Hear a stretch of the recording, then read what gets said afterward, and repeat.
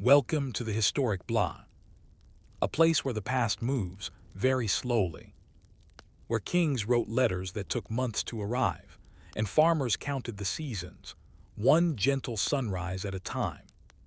Tonight we'll wander through the calm corridors of history, no wars, no drama, just the quiet turning of time. So take a deep breath, let your thoughts drift like leaves on a still pond. And if you find peace in these sleepy stories, you can like, comment, and subscribe.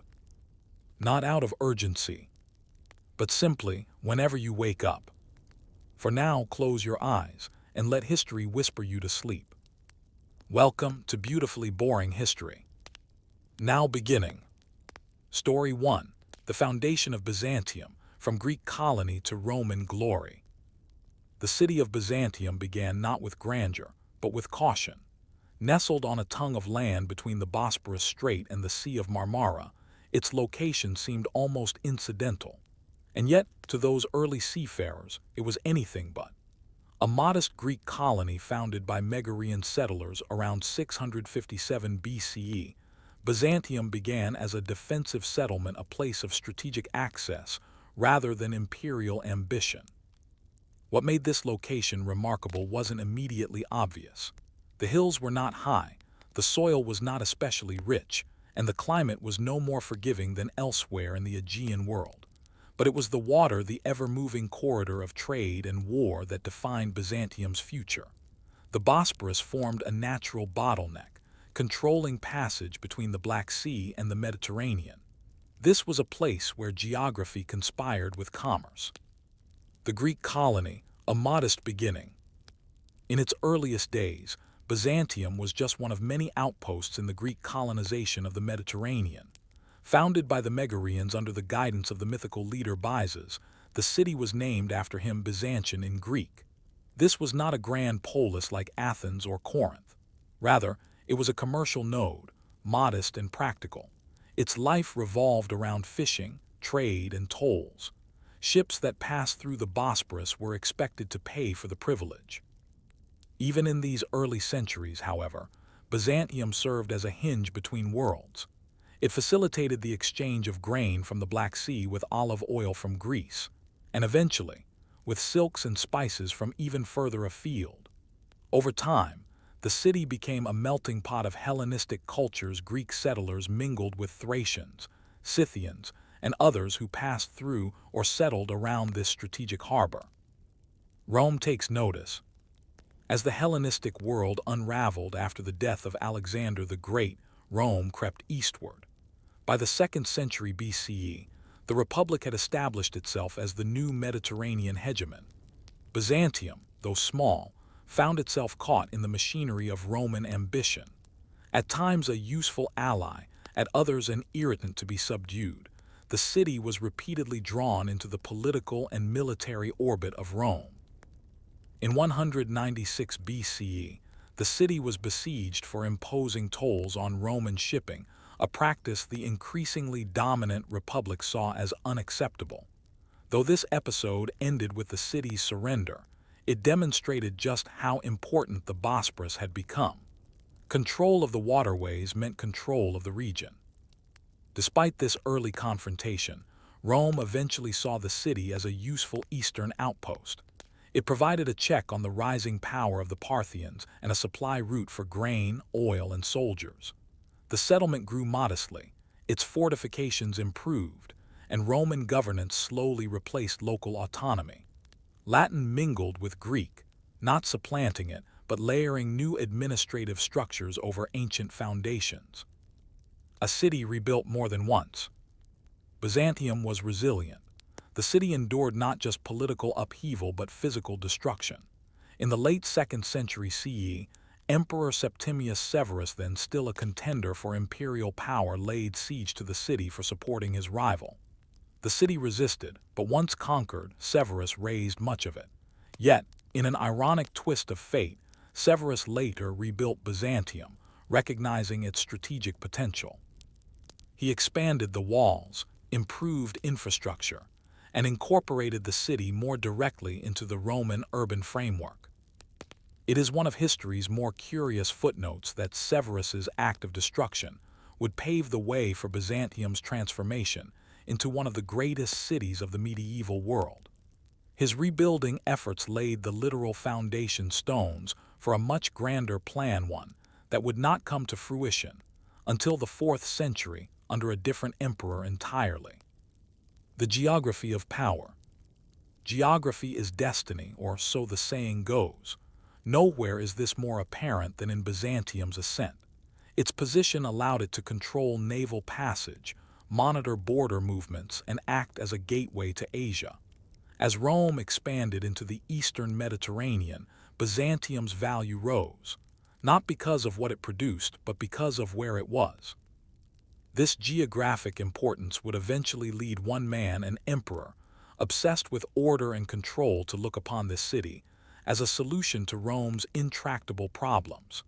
That man was Constantine, and he saw in Byzantium the opportunity to remake the Roman world in his own image.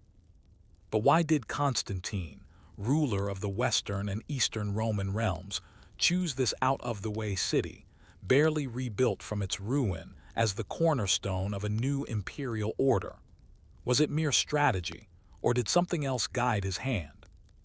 Perhaps it was the city's past, resilient and adaptable, that made it so suitable for his vision. Or perhaps it was something more, an attempt to escape the burdens of Rome's legacy and forge a new center of gravity. When Constantine the Great rose to power in the early 4th century CE, the Roman Empire was fractured. Though technically still a single empire, it had long been divided by regional tensions, administrative inefficiencies, and incessant power struggles between East and West. The city of Rome, once the vibrant epicenter of an empire, had grown unruly, bloated, and distant from the most active frontiers. It was no longer practical to govern such a sprawling dominion from a single capital, so deeply entrenched in the past. Constantine, always a man of ambition and vision, saw clearly that the old Rome was no longer sufficient, and so he looked eastward. A city of opportunity, not burden. Why Byzantium?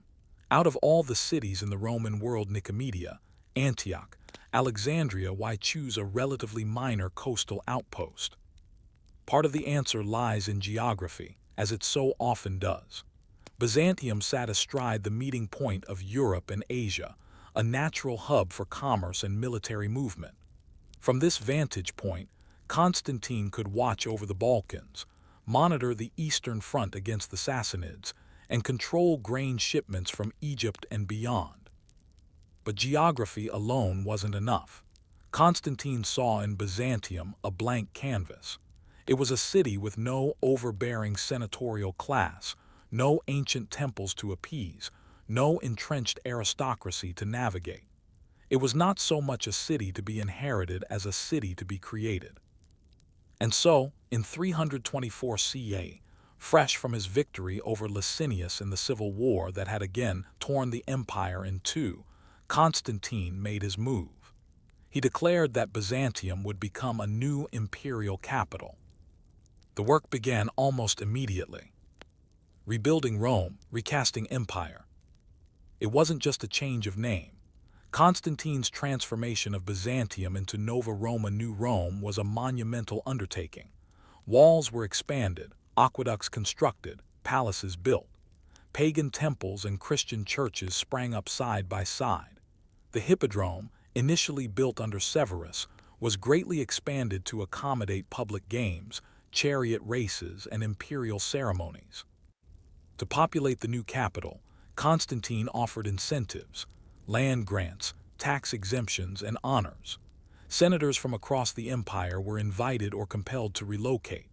Art, sculptures, and architectural elements from across the Mediterranean were plundered or donated to give the city an aura of antiquity.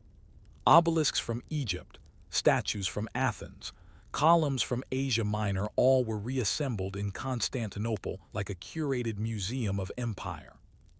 The city was formally inaugurated in 330 CE as Constantinopolis, the city of Constantine. Though Constantine would continue to reside between the old and new capitals until his death in 337, there was little doubt that the center of gravity had shifted eastward.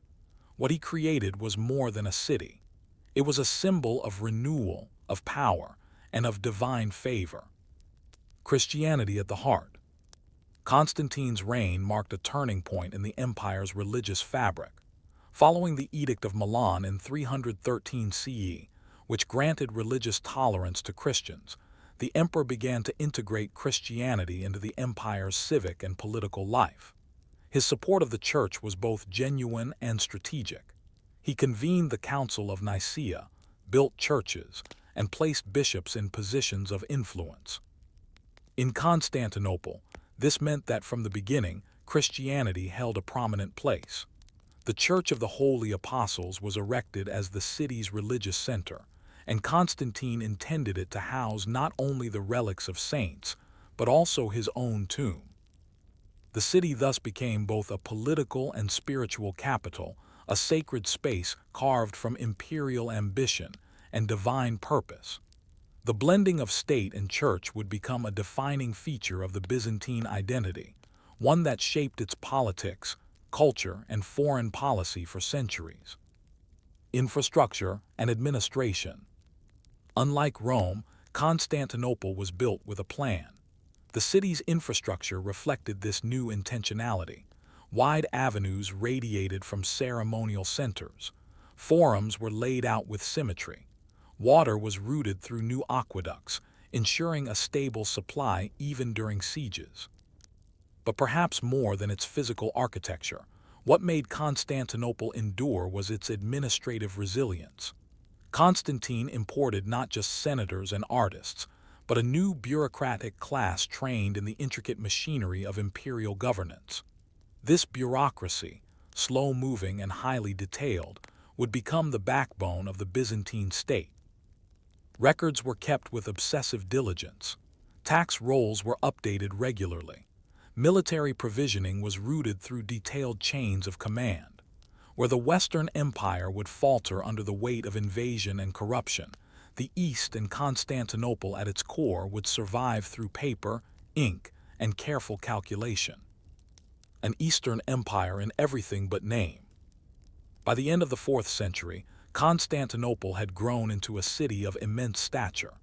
Though the emperors still claimed to rule a unified Rome, it was increasingly clear that the East was forging its own path. Wealthier, more urbanized, and more secure from invasion, the Eastern Roman Empire became distinct in character. Greek supplanted Latin in common use. Eastern theology began to diverge from Western practice. Art, music, clothing, and ceremony all took on a more Byzantine, more courtly, more mystical flavor. Yet it's worth noting that the Byzantines never called themselves Byzantines. They were Ramioi Romans. To them, Constantinople was not the successor to Rome, it was Rome. This identity, both inherited and redefined, would endure for over 1,000 years. A fragile beginning. Still, the city's greatness was not predestined. In its early decades, Constantinople faced immense challenges. Earthquakes damaged its walls. Religious disputes, including the Arian controversy, shook its civic life. Enemies loomed at its borders: Goths, Persians, and others who saw the East as rich pickings. And then there was the simple matter of growing pains. A city built so quickly required constant maintenance. Roads crumbled. Supplies ran short. Refugees arrived from across the empire, fleeing wars and famine. Constantinople, barely out of its infancy, bore the full weight of imperial responsibility. Would the city hold? Would it become the anchor Constantine envisioned, or simply another imperial experiment doomed to fade? And in the face of religious tension, economic pressure, and foreign threats, how would the people of Constantinople adapt and endure? By the middle of the 4th century CE, Constantinople had become something the Roman world had not seen in centuries. A city not only built from ambition, but one that aspired to permanence. It was no longer a provincial outpost nor simply a personal project of Constantine. It had become a functional capital, resilient, wealthy, and deeply symbolic. In truth, it had become something new altogether, a living contradiction, built by Romans speaking Greek, rooted in pagan planning but infused with Christian meaning, a city made from old stones and new faith. But how did this transformation lay the groundwork for what we call today the Byzantine Empire? To answer that, we must look at the evolution not of the city itself, but of its role and how, through siege, reform, decay, and revival, Constantinople became the enduring heartbeat of an empire that simply refused to die. Constantinople after Constantine, between crises and continuity. When Constantine died in 337 CE, his empire was divided among his sons, a pattern that mirrored Rome's long history of civil wars and fractured succession. These divisions would shape the political geography of the late empire and foreshadow the eventual East-West split. Yet Constantinople survived these conflicts relatively intact. Even when rival emperors battled across the provinces, the city remained administratively central to the eastern portion of the empire. Its growing bureaucracy, fortified walls, and strategic location made it a natural seat of power. By the end of the 4th century, its status as co-capital alongside Rome had shifted. De facto, Constantinople was the capital of the East. During the reign of Emperor Theodosius I, 379–395 CE, Christianity was made the official state religion, and Constantinople became its eastern bastion. Pagan temples were closed, and Christian institutions expanded. The city's bishop, soon to be known as the Patriarch, rose in influence, becoming a powerful force in both spiritual and political life. But the true cementing of Constantinople's importance would come not from within, but from the slow unraveling of the Western Roman Empire. The fall of the West and the birth of Byzantium. In 410 CE, Rome was sacked by the Visigoths under Alaric, a shock felt across the Mediterranean world. Just a few decades later, in 476 CE, the last Western Roman emperor, Romulus Augustulus, was deposed by the Germanic chieftain Odoacer. The Western Roman Empire, as a political entity, ceased to exist. And yet, the Eastern Empire did not fall. It continued administratively, militarily, and culturally anchored in Constantinople. This endurance is one of history's more remarkable contrasts. While the Western Empire fragmented into Germanic kingdoms, the Eastern Empire reorganized. Its emperors reformed the army, tightened tax collection, and centralized administration. What had once been Rome now quietly became something else, still Roman in name and legal tradition, but increasingly different in language, religion, and worldview. It is around this time that historians retroactively begin to use the term Byzantine Empire, though its own citizens never did. To them, the empire was still Rome, and they were Romans. The term Byzantine would only be coined centuries later by scholars trying to distinguish between the Latin-speaking, pagan Rome of antiquity and the Greek-speaking, Christian empire that endured into the Middle Ages. But names aside, it is clear that something distinct was taking shape. A city forged in stone and strategy. What allowed Constantinople to survive where Rome did not? Part of the answer lies in its defenses. In the early 5th century, the walls of Theodosius were completed, massive triple-layered fortifications that would render the city nearly impregnable for a millennium. These walls would withstand countless sieges by Avars, Arabs, Russians, and even Crusaders, until 1204, allowing the city to remain untouched while the world around it burned. The city's strategic location also played a vital role. As long as the Bosporus remained secure, Constantinople controlled the key grain and trade routes between the East and West. Its harbors allowed for the provisioning of armies, the import of luxury goods, and the projection of naval power. And then there was its bureaucracy, slow, conservative, and maddeningly complex but incredibly stable. The Byzantine administration, born from Roman roots, adapted over time to changing economic and military realities. Titles evolved, taxation shifted, provinces were reorganized, and always the bureaucrats, scribes, notaries, fiscal agents ensured the gears of the state continued to turn. Even in times of crisis, the city could sustain itself. During famines, granaries could be opened. During war, ships could be mobilized. During political chaos, the palace complex, part fortress, part administrative center, allowed the emperor to rule with a semblance of continuity. The cultural identity emerges. Yet perhaps the most remarkable legacy of this early period was not physical, but cultural. As Constantinople grew, it absorbed influences from every corner of the empire. Latin remained the language of law and military command, but Greek became the dominant spoken and literary language. Over time, a distinct Byzantine culture emerged, one that valued theological debate, classical education, elaborate court rituals, and the blending of sacred and imperial imagery. Christianity became more than a religion.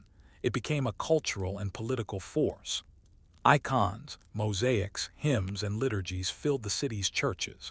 The emperor was increasingly seen as God's chosen ruler on earth. Basilius, divinely ordained, a notion far removed from the old republican traditions of Rome. This cultural transformation was gradual but profound. Constantinople became a center of learning, preserving texts that would later seed the Renaissance in Western Europe. Monasteries copied and safeguarded works of Plato, Aristotle, Homer, and others. Libraries, private and imperial, collected manuscripts from across the empire. Here, in this city of contradictions, the ancient world lived on, not untouched, but reinterpreted. A new Rome, a new legacy. By the end of the 5th century, Constantinople had done something astonishing. It had survived the collapse of Rome, redefined imperial identity, and positioned itself as both the heir to antiquity and the architect of a new civilization. What had begun as a modest Greek colony had become a metropolis that fused East and West, pagan and Christian, old and new.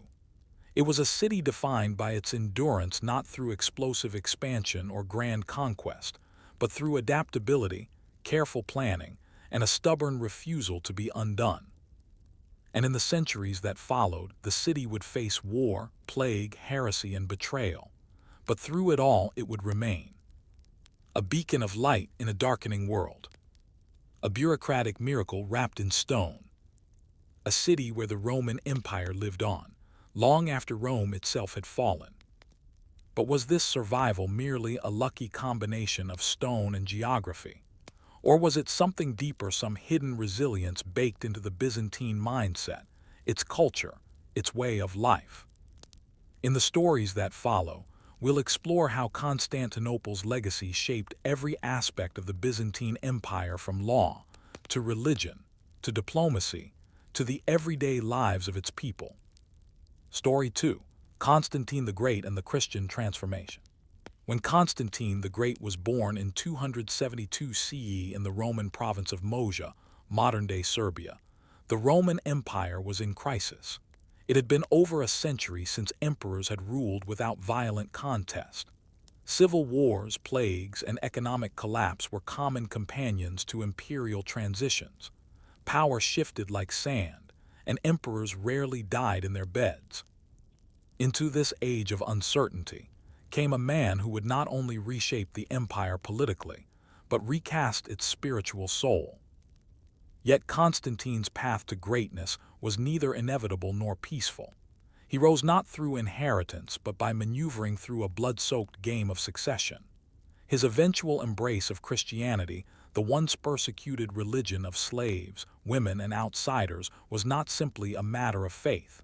It was a political decision as much as a personal one, calculated and layered, transformative and divisive. But did Constantine believe in the Christian God?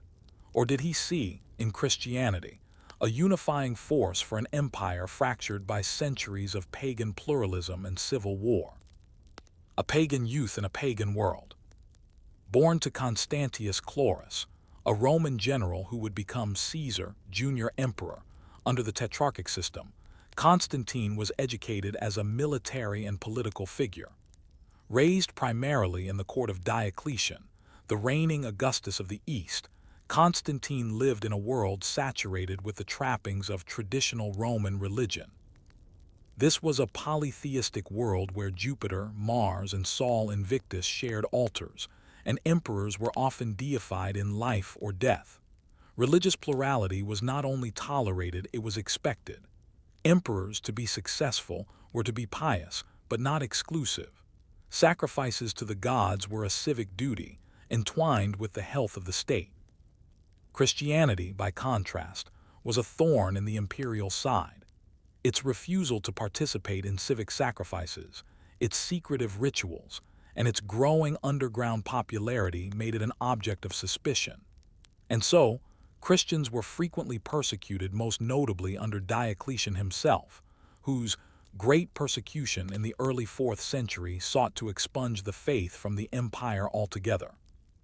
In this context, Constantine's later alliance with Christianity seems radical, almost unthinkable. But the seeds of that transformation were already being sown, both by history and by Constantine's own careful observation. The Tetrarchy and Constantine's rise. The tetrarchic system, devised by Diocletian, was an innovative but flawed attempt to bring order to chaos. It divided the empire into 4 regions, each ruled by a different emperor, 2 Augusti, senior rulers, and 2 Caesars, junior rulers.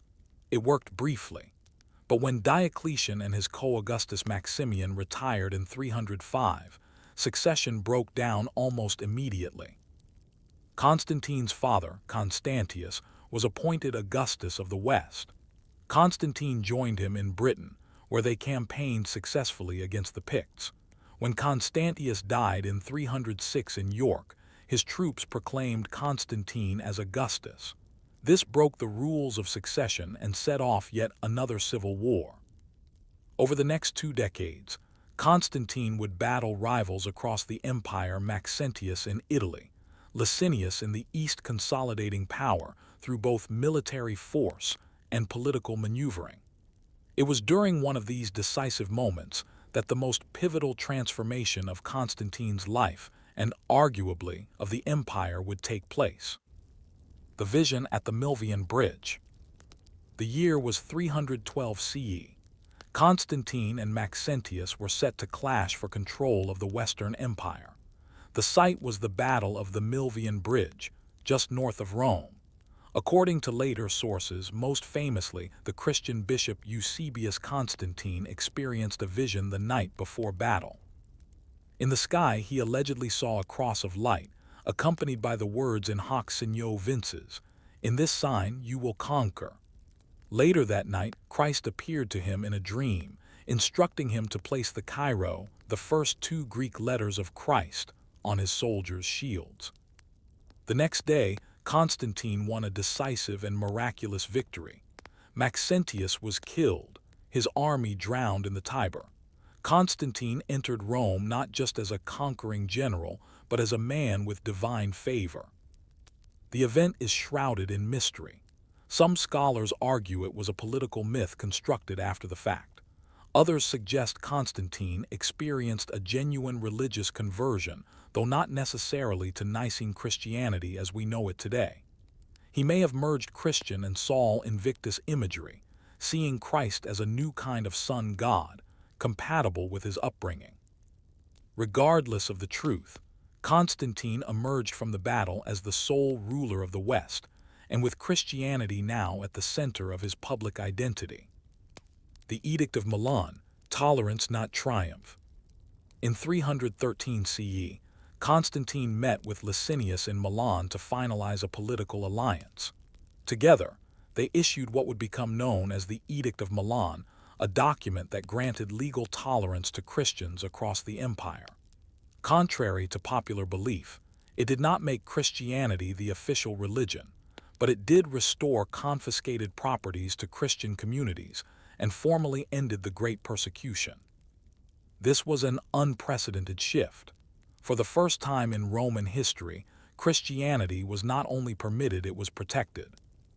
But Constantine's strategy was not purely about belief.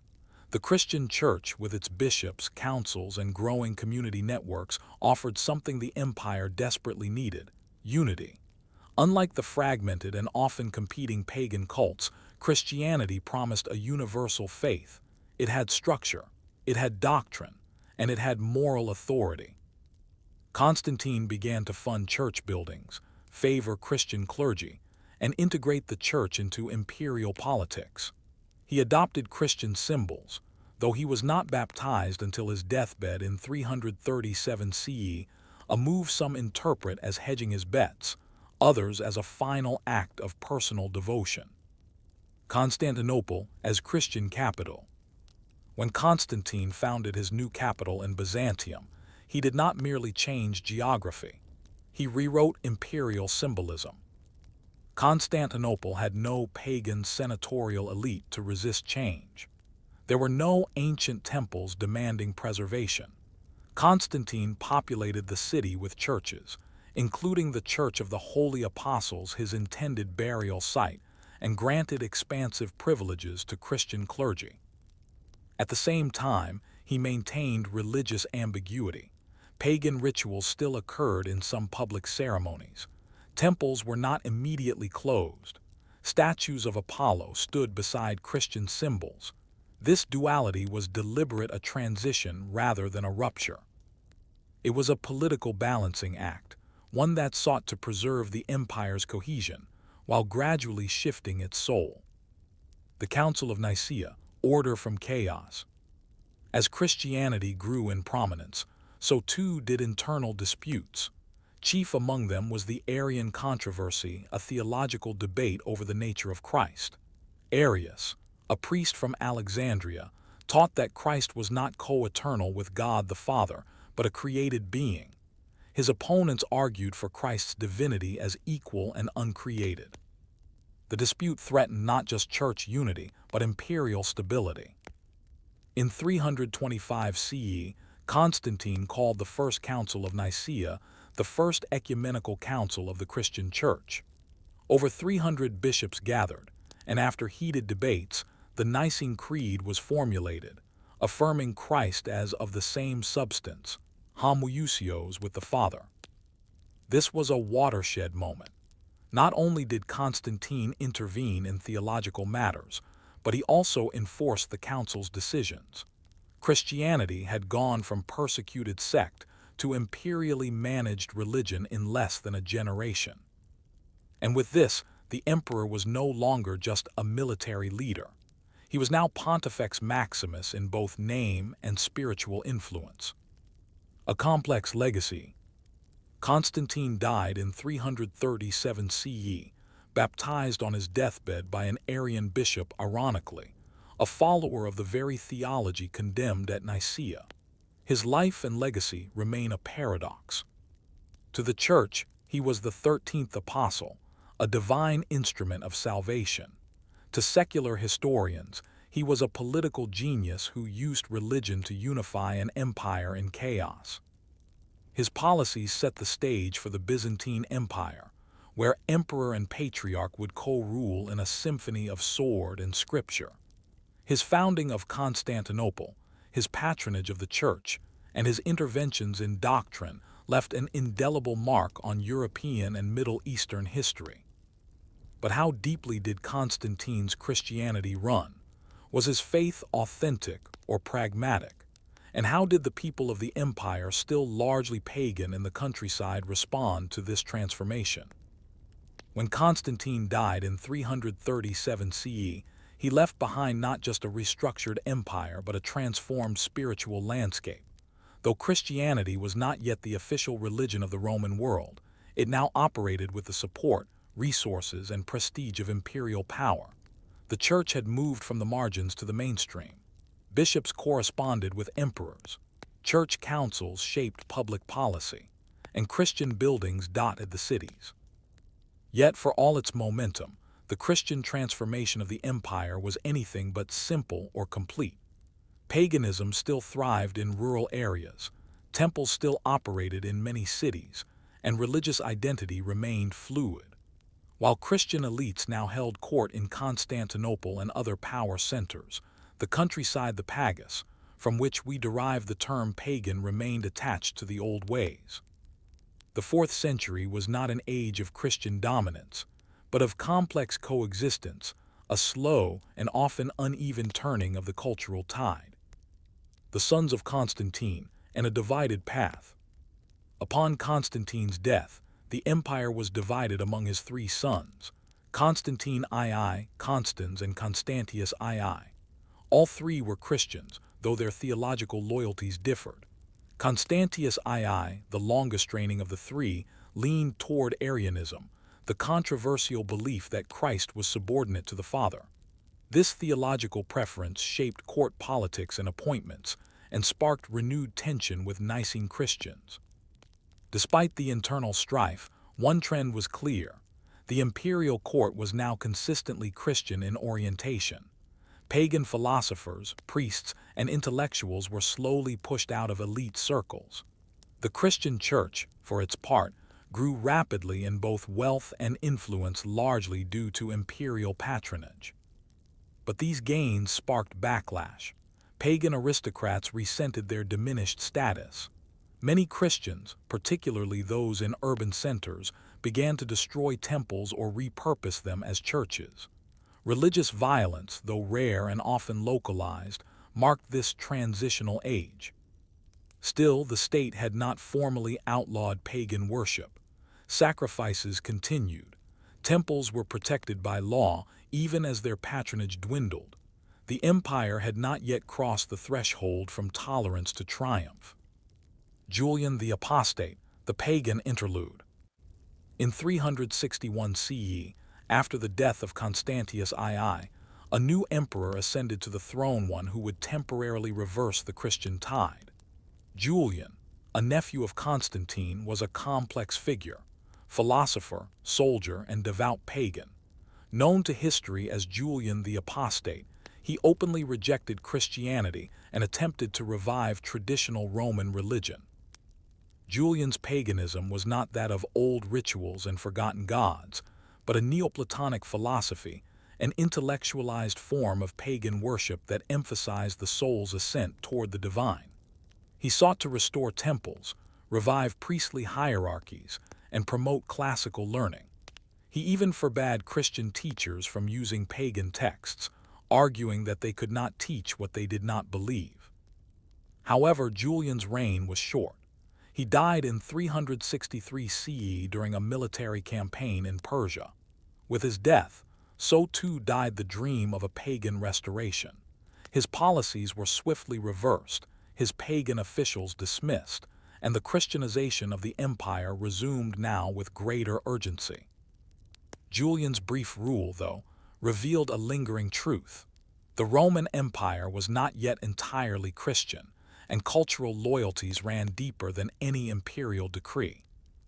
Theodosius I, and the triumph of Christianity. The final blow to public paganism came under Theodosius I, who ruled from 379 to 395 CE. A staunch Nicene Christian, Theodosius pursued a far more aggressive religious policy than his predecessors. He issued a series of edicts that would criminalize pagan practices, ban sacrifices, and shut down temples. Among the most symbolic acts was the closure of the Temple of Serapis in Alexandria, a grand complex that had long been a center of learning and pagan worship. When Christian mobs, allegedly incited by Bishop Theophilus, destroyed the temple in 391 CE, it sent a clear message: the old gods were no longer welcome. That same year, the Edict of Thessalonica, issued by Theodosius along with co-emperors Gratian and Valentinian II, declared Nicene Christianity the official state religion of the Roman Empire. This was no longer just tolerance or preference. It was the codification of Christian orthodoxy as the imperial standard. Temples were converted, images defaced, rituals suppressed. Pagan philosophers lost imperial funding. The Vestal Virgins were disbanded. Sacrifices, once the public glue of Roman religious life, were outlawed. This marked the formal end of ancient Roman religion as a state institution. The Christianization of public life. As Christianity became increasingly embedded in the machinery of state, it transformed not just religious practice but civic identity. Public festivals took on Christian themes. Saints' feast days replaced pagan holidays. Basilicas once used for legal or market functions became centers of Christian worship. Bishops began to wield judicial authority, particularly in disputes involving the poor or enslaved. Charity, previously a private virtue, became a public expectation. Christian symbols replaced imperial ones. Where once the emperor had been depicted offering sacrifice to Jupiter, now he was shown receiving the blessing of Christ. Coins bore Christian inscriptions. Imperial decrees invoked divine judgment. In this fusion of empire and church, the emperor became not merely a political ruler, but God's chosen instrument on earth, a notion that would shape Byzantine political theology for centuries. And yet, this transition did not erase the past. The persistence of paganism. Despite these sweeping changes, paganism did not vanish overnight. Far from it. In the countryside, especially in places like rural Gaul, North Africa, and Anatolia, pagan practices continued for generations. Farmers still observed the old seasonal rites. Local deities were honored alongside Christian saints. Some temples quietly functioned as community spaces, their rituals adapted to survive beneath the surface.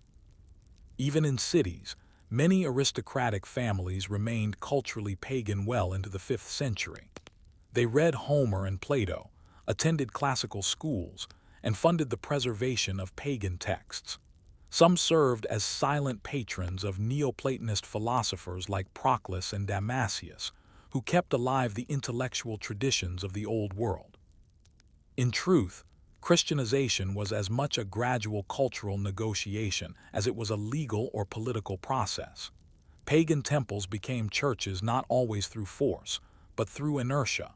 As funding dried up and civic rituals faded, communities simply adapted. Many pagan festivals were repurposed. Saturnalia became Christmas, spring fertility rites became Easter. In this way, paganism died not only through suppression, but through transformation. Bishops as imperial administrators. One of the most significant changes in this period was the emergence of bishops as quasi-imperial officials. By the 5th century, urban bishops, especially those in major cities like Constantinople, Alexandria, and Antioch, wielded enormous influence.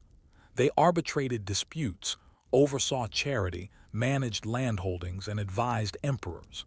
Their sermons shaped public opinion. Their alliances determined imperial policy. This was a new kind of power not rooted in armies or taxes, but in moral authority and community loyalty. Over time, the lines between church and state blurred. Laws began to reflect Christian morality. Adultery, heresy, and pagan worship became legal matters. At the same time, church councils like the Councils of Ephesus, 431, and Chalcedon, 451, increasingly functioned as political events, shaping the course of the empire as much as theology. Resistance and heresy.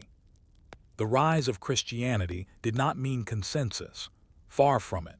The 4th and 5th centuries were also marked by fierce theological disputes and schisms. From Arianism to Nestorianism to Monophysitism, different interpretations of Christ's nature divided communities, bishops, and emperors. Some of these disputes led to riots, others to exile or execution. Whole regions like Egypt and Syria found themselves in opposition to imperial theology, giving rise to alternative Christian traditions. In this environment, heresy became not just a religious category but a political threat. The unity of the empire depended on doctrinal conformity, and dissent was seen as rebellion. And so, even as Christianity triumphed over paganism, it fractured within itself. The empire recast. By the end of the 5th century, the Roman Empire was no longer Roman in the old sense. It was Christian, Greek-speaking, and centered in the East. The Western Empire had collapsed in 476 CE, leaving Constantinople as the uncontested center of Roman continuity. What Constantine had begun tentatively, strategically, was now fully realized. Christianity was no longer the religion of the persecuted. It was the spiritual and political foundation of empire. And yet this transformation came at a cost: the suppression of intellectual traditions, the politicization of belief, and the centralization of spiritual life around imperial power. But what happens when faith and power collide too closely? How does an empire survive when the church it built begins to resist it or demand more? By the dawn of the 6th century, the Roman Empire had undergone a transformation more radical than any it had previously endured, not through conquest or collapse, but through conversion. Christianity, once the religion of a persecuted few, had become the institutional heart of the empire. This transformation, initiated under Constantine the Great, did not simply change the gods worshipped in temples. It rewired the spiritual, political, and cultural DNA of the empire. And while Constantine may have laid the foundation, it was the generations that followed who built upon it, adapting, enforcing, and sometimes twisting his vision to meet the demands of power and belief. So what, in the end, did Constantine truly leave behind? The emperor as priest-king. One of the most enduring elements of Constantine's legacy was the fusion of religious and imperial authority. Although Constantine himself never claimed to be a priest, his active participation in church councils, sponsorship of theological debates, and generous support of Christian institutions created a model in which the emperor was seen as a spiritual figure, not merely a ruler under God, but in some sense of God. Later emperors would take this further. Under Theodosius II and Justinian I, imperial authority over the church reached unprecedented levels. Emperors called councils, appointed patriarchs, and enforced doctrinal conformity with imperial armies. The line between Caesar and bishop blurred. This would define the Byzantine model of government, known as Caesaropapism, a political system in which the emperor held ultimate authority over both state and church. The emperor was not just a political figure, but a guardian of orthodoxy. To rule the empire was to rule over the faith of millions. This was a sharp departure from the traditions of both pagan Rome and early Christianity, where spiritual authority operated largely independently of state control. And yet, this very model, so effective in creating unity, also sowed the seeds of deep theological division, theological uniformity, and the rise of heresy. With Constantine's imperial support, Christian bishops and theologians no longer debated in private or exile. They debated under the gaze of the throne. Theological disagreements, once matters of localized doctrine, now carried imperial consequences. The Council of Nicaea had declared Arianism a heresy, but it did not eliminate it. In fact, Arianism would continue to thrive among the Germanic tribes that came to dominate the former Western Roman Empire. Visigoths, Ostrogoths, and Vandals were mostly Arian Christians, creating sharp religious boundaries between conqueror and conquered in the post-Roman West. Meanwhile, in the East, new theological controversies emerged. Nestorianism, which emphasized the disunion of Christ's human and divine natures, Monophysitism, which stressed a single unified nature, and many others. Each doctrinal stance had powerful supporters: bishops, patriarchs, emperors, and entire regions split over these distinctions. In many ways, Constantine's insistence on religious unity had unleashed a culture of heresy hunting that defined early Byzantine politics. Faith was no longer a private journey, it was a public, political, and often dangerous terrain. This dynamic would come to a head in the reign of Justinian, who used military and legal power to enforce Chalcedonian orthodoxy. Dissenting Christians were exiled, monasteries dissolved, and churches repurposed. Christianity had become not just the religion of empire, but its ideology. Architecture of faith, cities built for God. The transformation was not confined to doctrine or bureaucracy. It also reshaped the physical landscape of the empire.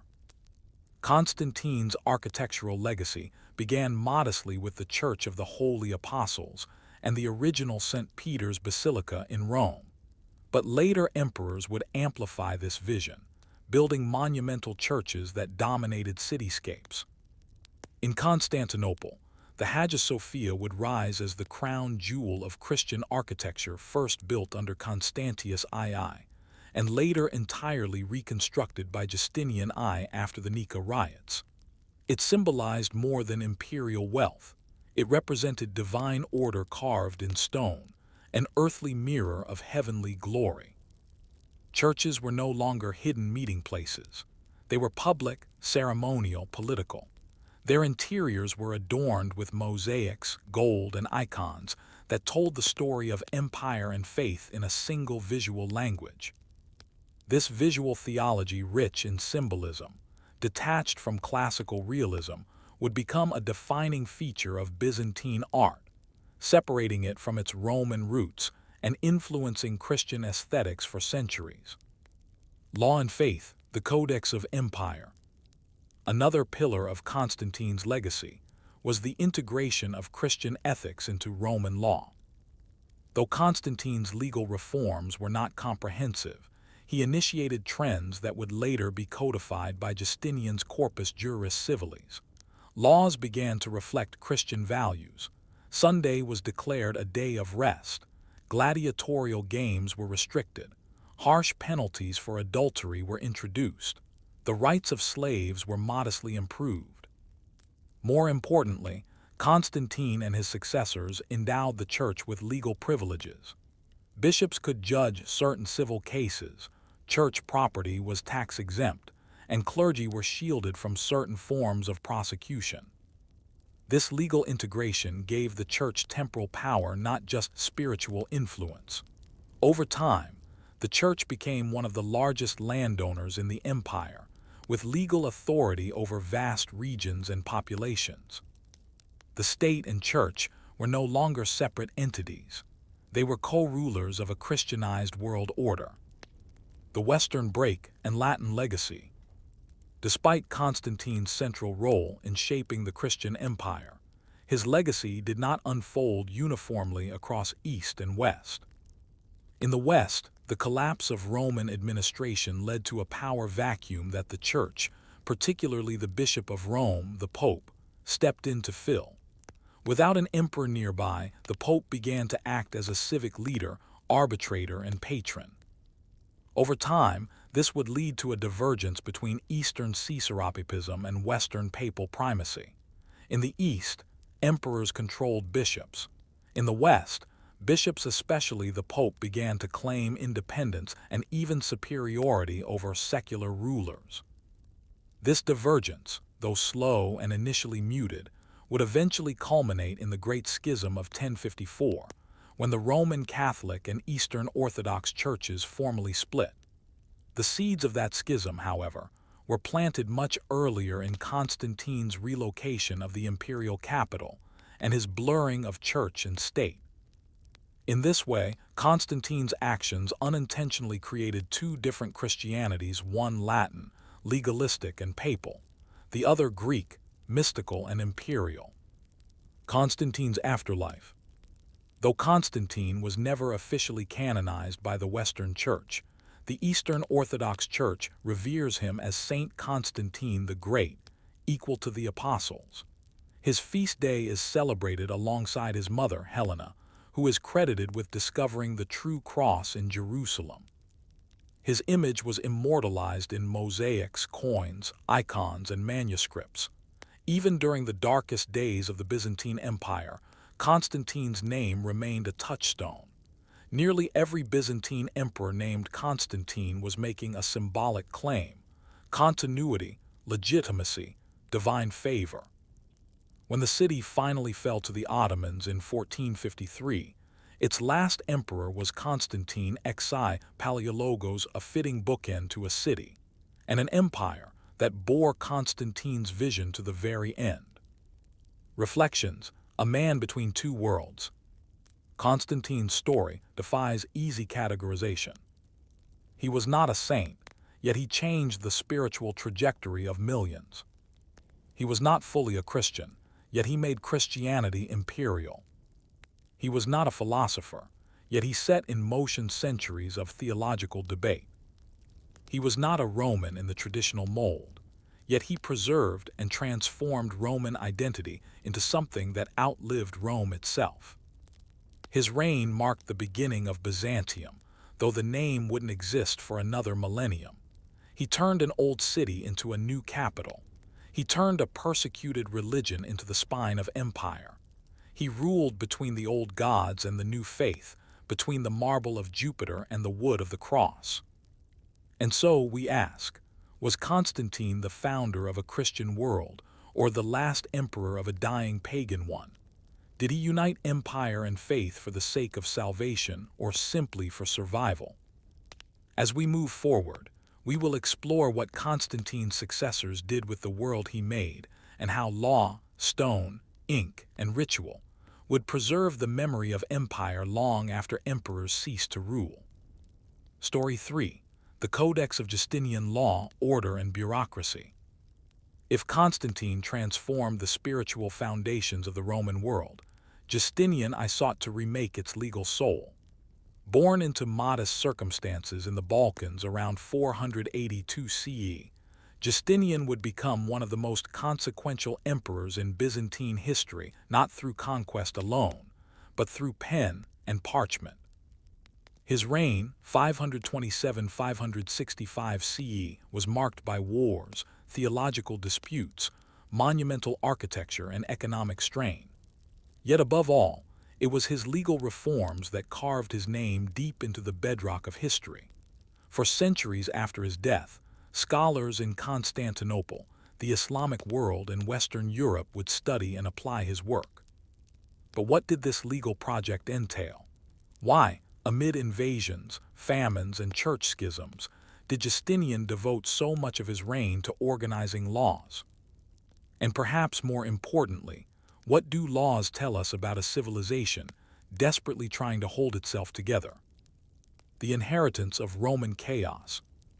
By the 6th century CE, the Eastern Roman or Byzantine Empire was a complex bureaucratic machine running on the fumes of ancient Roman tradition.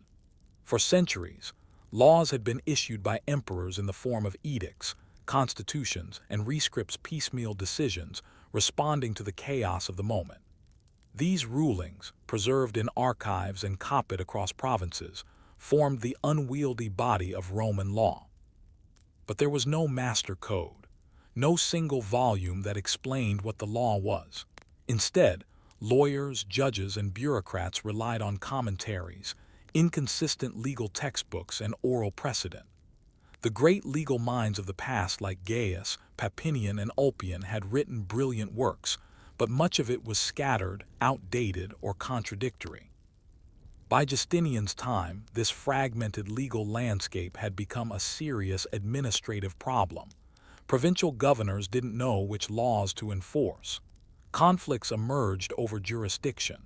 Judges made contradictory decisions. And amidst this confusion, corruption flourished. If the empire was to survive, it needed clarity. And Justinian, ever the micromanager, saw himself as the man to deliver it.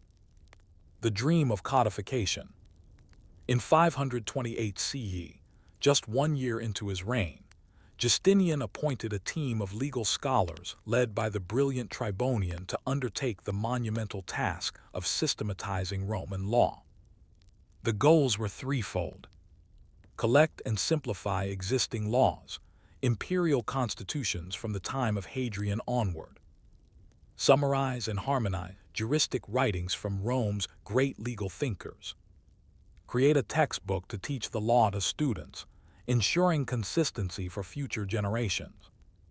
This project would result in 4 major works: collectively known as the Corpus Juris Civilis, or body of civil law. The Codex Justinianus, Code of Justinian. The first part, completed in 529 and revised in 534, was the Codex Justinianus, a collection of imperial edicts and laws going back centuries. These were grouped by legal subject, marriage, property, inheritance, criminal law, etc., edited for clarity and stripped of contradictions.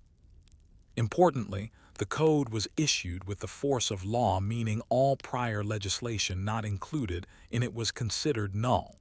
It wasn't just a library, it was a legal reset button. This alone would have been a massive achievement, but Justinian wasn't done.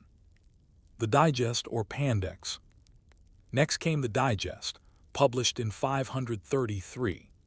This was the crown jewel of the project, a compilation of legal opinions and writings from the jurists of classical Rome, edited and organized by subject matter. It drew on nearly 2,000 books written over 3 centuries, condensed into 50 volumes. The result was both impressive and controversial. Tribonian and his team had to make difficult choices, selecting passages, resolving contradictions, and even modifying the original texts to fit current realities. Some scholars criticized this editing as an affront to legal purity, but for Justinian, utility mattered more than scholarly reverence. He wasn't creating a museum of Roman thought, he was building a living system of law. The Institutes. Published alongside the Digest, the Institutes were a legal textbook, essentially a curriculum for first-year law students in the imperial bureaucracy. It was clear, concise, and rooted in practical examples. For many, the Institutes were their first and only formal exposure to the law. They taught not only what was legal, but how to think like a Roman jurist. They also reinforced social and moral expectations, respect for hierarchy, the sanctity of marriage, the duty of parents, and the supremacy of the emperor. In this way, law became a tool of cultural continuity, not just a set of rules, but a way of reinforcing Romanitas. The Novelli Constitutions, novels. Finally, Justinian's legal reforms included the Novelli, or novels, new laws issued after 534. Unlike the earlier texts, these were mostly written in Greek, reflecting the linguistic shift in the Eastern Empire. The novels dealt with changing needs, taxation, church-state relations, urban development, and heresy. They showed how the law remained a living instrument, adapting to the evolving realities of imperial rule. Together, these works formed the most comprehensive legal project of the ancient world, unmatched in scale and ambition until the rise of modern civil law systems. Bureaucracy, the veins of empire. Justinian's legal reforms didn't exist in a vacuum. They were part of a larger effort to strengthen the bureaucracy, that often maligned but vital engine of the Byzantine state. The Byzantine bureaucracy was elaborate, hierarchical, and heavily documented. Civil servants, known as officials, were responsible for everything from land registration and tax collection to supply chains for the army and maintenance of urban infrastructure. The new legal code gave these officials clarity and consistency, reducing opportunities for bribery and error. But it also expanded the reach of the state. Where once local custom might have settled disputes, now imperial law intervened. In this way, the Codex was not merely a legal document. It was a manifesto of control, an assertion that the emperor's will extended into every courtroom, marketplace, and village. Law as a reflection of society. Beyond administrative utility, Justinian's code also reflected the values and anxieties of the 6th century Byzantine world. It affirmed patriarchy, placing the male head of household at the center of family and property law. Women could inherit, but their rights were limited. Slavery was legal but regulated, with laws addressing abuse and manumission. The code reinforced class divisions. granting privileges to the senatorial class and distinguishing between honestiers, the upper class, and humiliers, commoners, in legal punishments. It also underscored religious conformity. Heresy was not just a sin, it was a crime. Jews faced restrictions. Paganism was explicitly condemned. The law was now an instrument of orthodoxy. Legacy and influence. Justinian's legal reforms outlived the empire that created them. The corpus juris civilis was studied, copied, and applied throughout the Byzantine world for centuries. In the West, after a long dormancy, it was rediscovered in medieval Italy, especially at the University of Bologna, and became the foundation of civil law traditions in much of Europe. It influenced the Napoleonic Code, the German Civil Code, and modern legal systems across Latin America, Africa, and Asia. In some form or another, millions today still live under laws rooted in Justinian's project.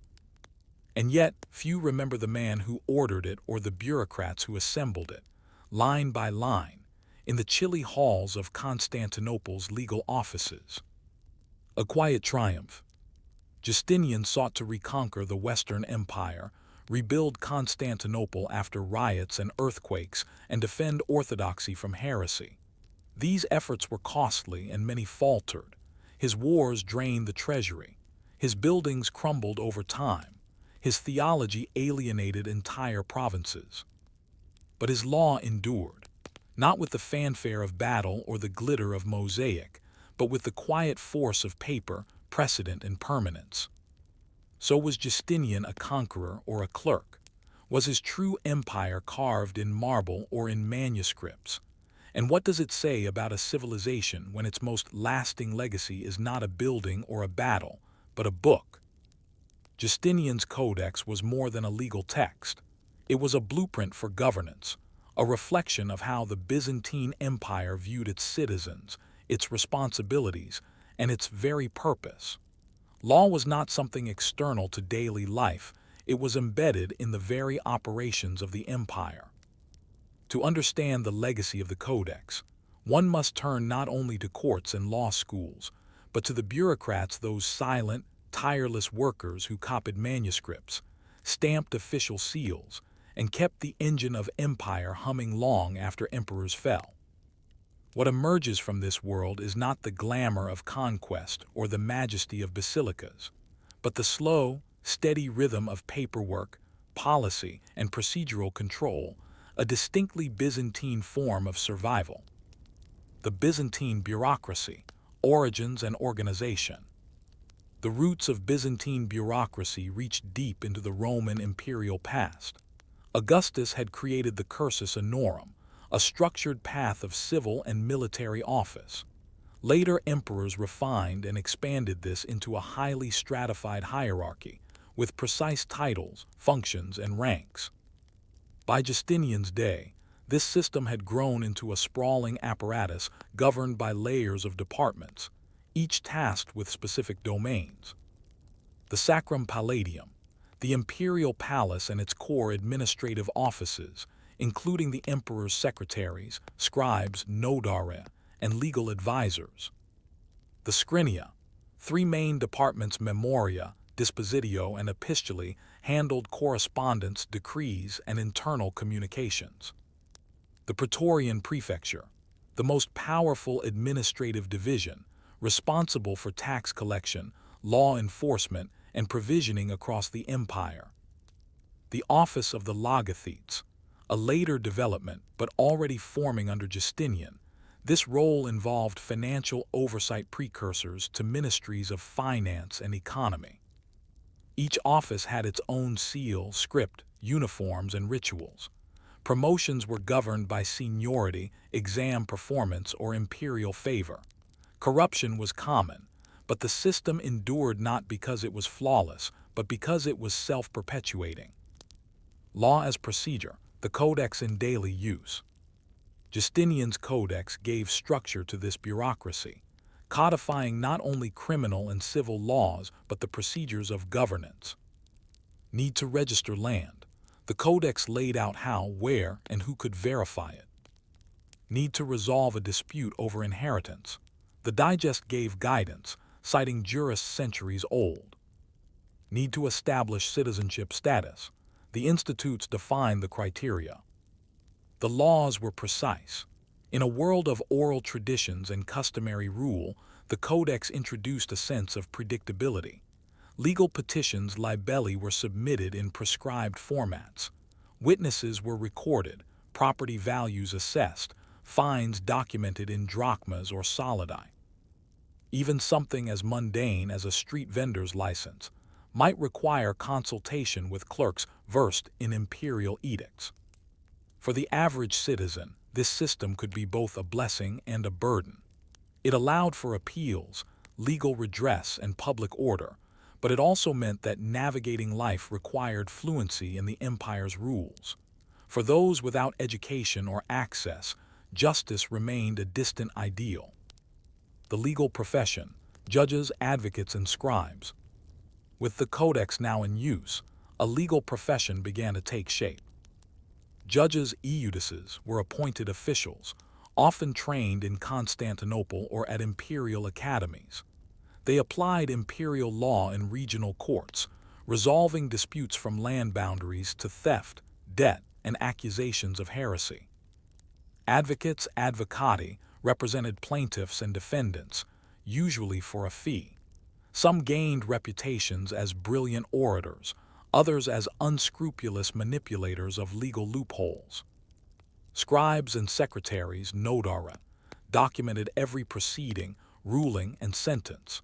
Their handwriting, the stylized Byzantine minuscule, became an administrative art form. Training in law became a pathway to imperial favor. A successful legal career could lead to senatorial rank, governorships, or palace appointments. Law schools, particularly in Constantinople and Berytus, modern-day Beirut, taught from the institutes and digest, forming a new elite class, the juris bureaucrat. Law and society, regulating the Byzantine life. The Codex was not just about high justice. It regulated ordinary life in granular detail. Marriage and family. The law defined dowries, consent, legitimacy, and the rights of divorced spouses. Women could own property but were legally tethered to male guardians. Property and commerce. Contracts, loans, sales, and wills all required documentation. Forging a signature could bring harsh penalties. Foreign merchants were subject to specific codes. Taxation and labor. Tax categories were strict, with assessments based on land size, crops, or profession. Artisans paid guild dues. Farmers faced levies.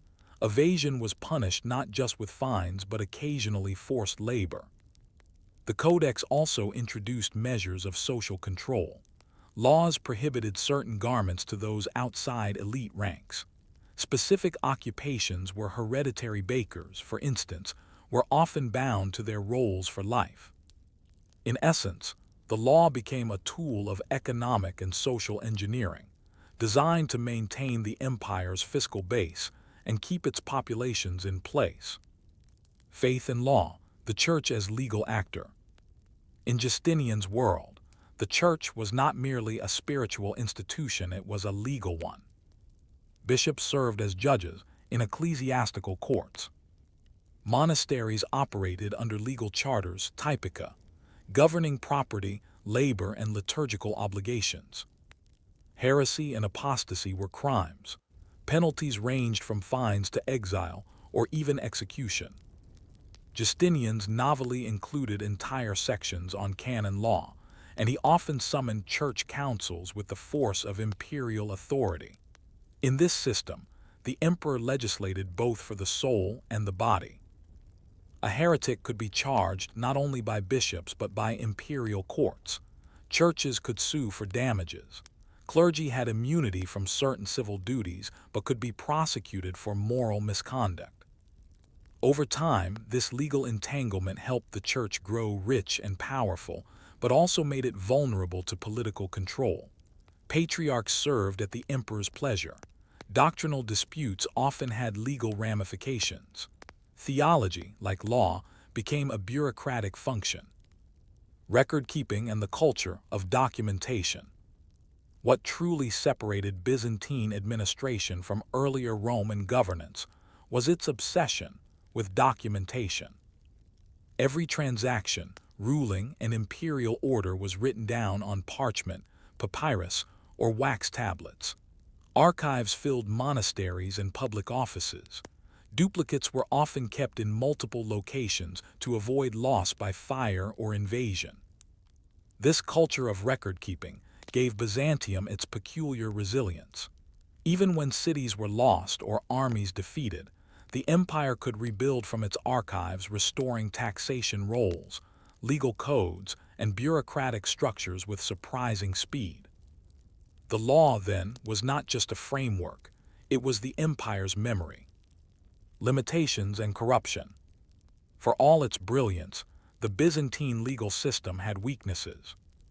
Corruption remained widespread, especially in provincial courts. Access to justice was uneven. The poor rarely found satisfaction in the legal process.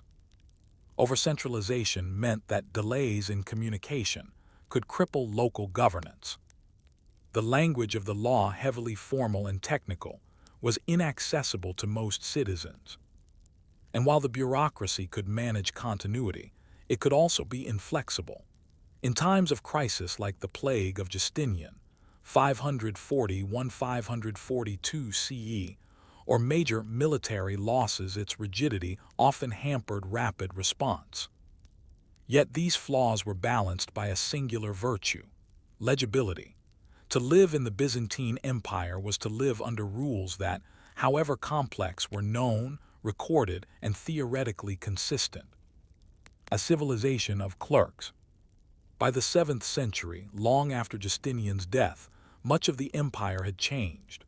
Borders shrank, languages evolved, and enemies pressed in from every side. But the codex remained. So did the scribes, the legal schools, the bureaucrats with their ledgers and seals. The legal culture had become part of the Byzantine identity, a mark of civilization in a chaotic world. To the Byzantines, law was what made them Roman, long after the Western Empire had collapsed. It was proof that they were still heirs to Caesar, to Augustus, to Justinian himself. But what happens when the law no longer reflects the realities of a shrinking, embattled empire? Can a system built for universal order survive in a fragmented world? And how did this body of law influence lands far beyond Byzantium's reach long after its last clerk had laid down his pen? Justinian's legal reforms, born in the marble halls of Constantinople, were meant to bring order to a complex, overstretched empire. His Corpus Juris Civilis may have been written to serve the needs of a 6th-century bureaucracy, but its influence would outlive its author, his empire, and the very world that produced it. For nearly 1,000 years, the Byzantine Empire maintained, adapted, and protected this legal treasure. But in the centuries after Byzantium's decline, Justinian's laws would migrate, survive, and take on new forms in places far beyond the imperial capital. They would shape the courts of Catholic Europe, inspire Islamic scholars, structure legal training in the medieval West, and eventually underpin the civil codes of modern nation-states. This is the story of how a dusty compilation of laws became one of the most enduring intellectual legacies in human history, less by design than by a slow diffusion through war, scholarship, and institutional memory. Byzantium preserves the flame. Within the Byzantine Empire itself, the codex was not frozen in time. As the centuries passed and political realities shifted, new laws were added, updated, or clarified.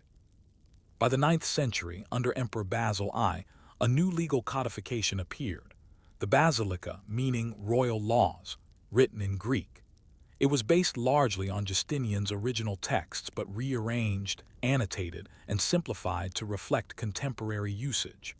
While the Corpus Juris Civilis remained the formal legal authority, the Basilica served as a more accessible reference. Law students in Constantinople still studied Justinian's institutes, but practical governance required updated commentaries. Bureaucrats in the provinces relied more on summaries and handbooks, legal digests that captured the spirit of the codex without the overwhelming volume. Despite invasions, dynastic upheavals, and religious controversies, the Byzantine state never abandoned Justinian's legal vision. Even as Latin faded and Greek became dominant, the principles remained: codified law, centralized legal authority, and the emperor as the final arbiter of justice. When Constantinople finally fell in 1453, its libraries were filled not just with scriptures and theological treatises, but centuries of legal manuscripts, many copied directly from Justinian's reforms. Islamic encounters and indirect influence. The rise of Islam in the 7th century created a new and rapidly expanding legal world, one grounded in the Quran, the Hadith, and the evolving traditions of Sharia law. Though Islamic law developed independently, there were areas of overlap and engagement. In the early caliphates, particularly under the Umayyads and Abbasids, Muslim administrators interacted with Byzantine legal systems in regions like Syria, Egypt, and Anatolia. In practice, Byzantine administrative and legal practices were sometimes retained and adapted. Certain tax structures, land registries, and procedural systems were modeled on or influenced by Byzantine precedent. Islamic legal scholars also took interest in Roman jurisprudence for its conceptual clarity, especially regarding contract law, inheritance, and legal reasoning. Though Sharia remained the dominant framework, the spirit of codification and case analysis found in the digest resonated with scholars trained in the fiqh tradition. While no direct translation of Justinian's codex entered Islamic law, its organizational logic and administrative rigor had a subtle, long-lasting impact on legal thought in the Eastern Mediterranean. The Latin West, rediscovery in the shadows. In Western Europe, the fall of Rome and the rise of Germanic kingdoms led to a legal fragmentation. Local customs, feudal law, and tribal codes like the Salic or Visigothic laws dominated daily life. Roman law, where remembered, was piecemeal at best. But in the 11th and 12th centuries, as Europe entered a period of renewed urbanization and intellectual curiosity, Justinian's Corpus Juris Civilis was rediscovered, likely in a dusty manuscript preserved in an Italian monastery or cathedral school. The center of this revival was the city of Bologna, home to what is often considered the first modern university. Here, the digest and codex were studied intensively, annotated, and debated by legal scholars called the glossators. These scholars treated the digest almost as a sacred text, covering margins with interpretations, cross-references, and clarifications. Law students copied and recited its rules. Judges began to cite it in court. What began as an academic exercise soon became a foundational legal system across much of Europe. Roman law reborn, the ius commune. By the late Middle Ages, Justinian's codex, now known collectively as Roman law, had been integrated into what became known as the ius commune, or common law of continental Europe. This shared legal heritage didn't replace local customs, but it informed everything from court procedure to property law, contract theory, and jurisprudential education. The codex spread far and wide. France used Roman law to shape its royal legal codes, especially in southern regions. The Holy Roman Empire relied on the codex as a formal source of imperial authority. Spain used Justinianic principles in the Sayat Partidas, a 13th century legal code that would later be applied in its American colonies. Even England, with its common law tradition, borrowed from Roman principles, particularly in equity law, legal terminology, and civil procedure. The Napoleonic Code and the civil law tradition. The single most dramatic modernization of Roman law came with the Napoleonic Code in 1804. drawing heavily on Justinian's organization and categories. The French legal reformers created a comprehensive, accessible legal system based on clear definitions of civil rights, rules for contracts, property and family law, codification of procedure.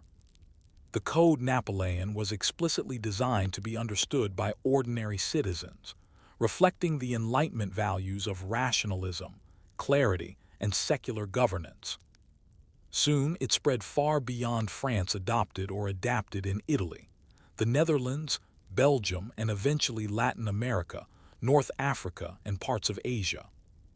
In Germany, the Bürgerliches Gesetzbuch, German Civil Code, completed in 1900, was even more directly indebted to the Digest and its scholastic tradition. Thus, Justinian's laws, filtered through medieval glossators and Enlightenment reformers, came to shape the legal foundations of half the world. Justinian in the modern mind. In modern times, legal scholars have continued to study the corpus juris civilis, not only for its content, but for its insight into how law can shape societies. It raises enduring questions. Should law reflect custom or impose moral order? Is the role of the state to administer justice or legislate virtue? What happens when legal language becomes so complex that it excludes the very people it's meant to serve? For many jurists and philosophers, the Codex stands as a warning and a model. It demonstrates the power of law to preserve civilization, even in decline, but also its tendency to grow opaque, elitist, and self-referential. Even today, legal systems debate codified law versus case law, the role of precedent, and the tension between jurisprudence and justice, tensions that Justinian's reforms first made tangible. The empire in ink. Few empires survive the passage of centuries. Fewer still leave behind something so comprehensive, coherent, and portable. Justinian's buildings have crumbled. His conquests were short-lived. His theology is debated, but his codex remains, copied, studied, interpreted, and transformed again and again. It has endured not because it was perfect, but because it was systematic, adaptable, and practical, a monument not of marble, but of legal logic. In a world that often celebrates the sword, Justinian's greatest conquest was of a different kind, the world of thought, of structure, and of accountability. His victory was written, not fought. And so we ask, in the end, is law the true memory of empire?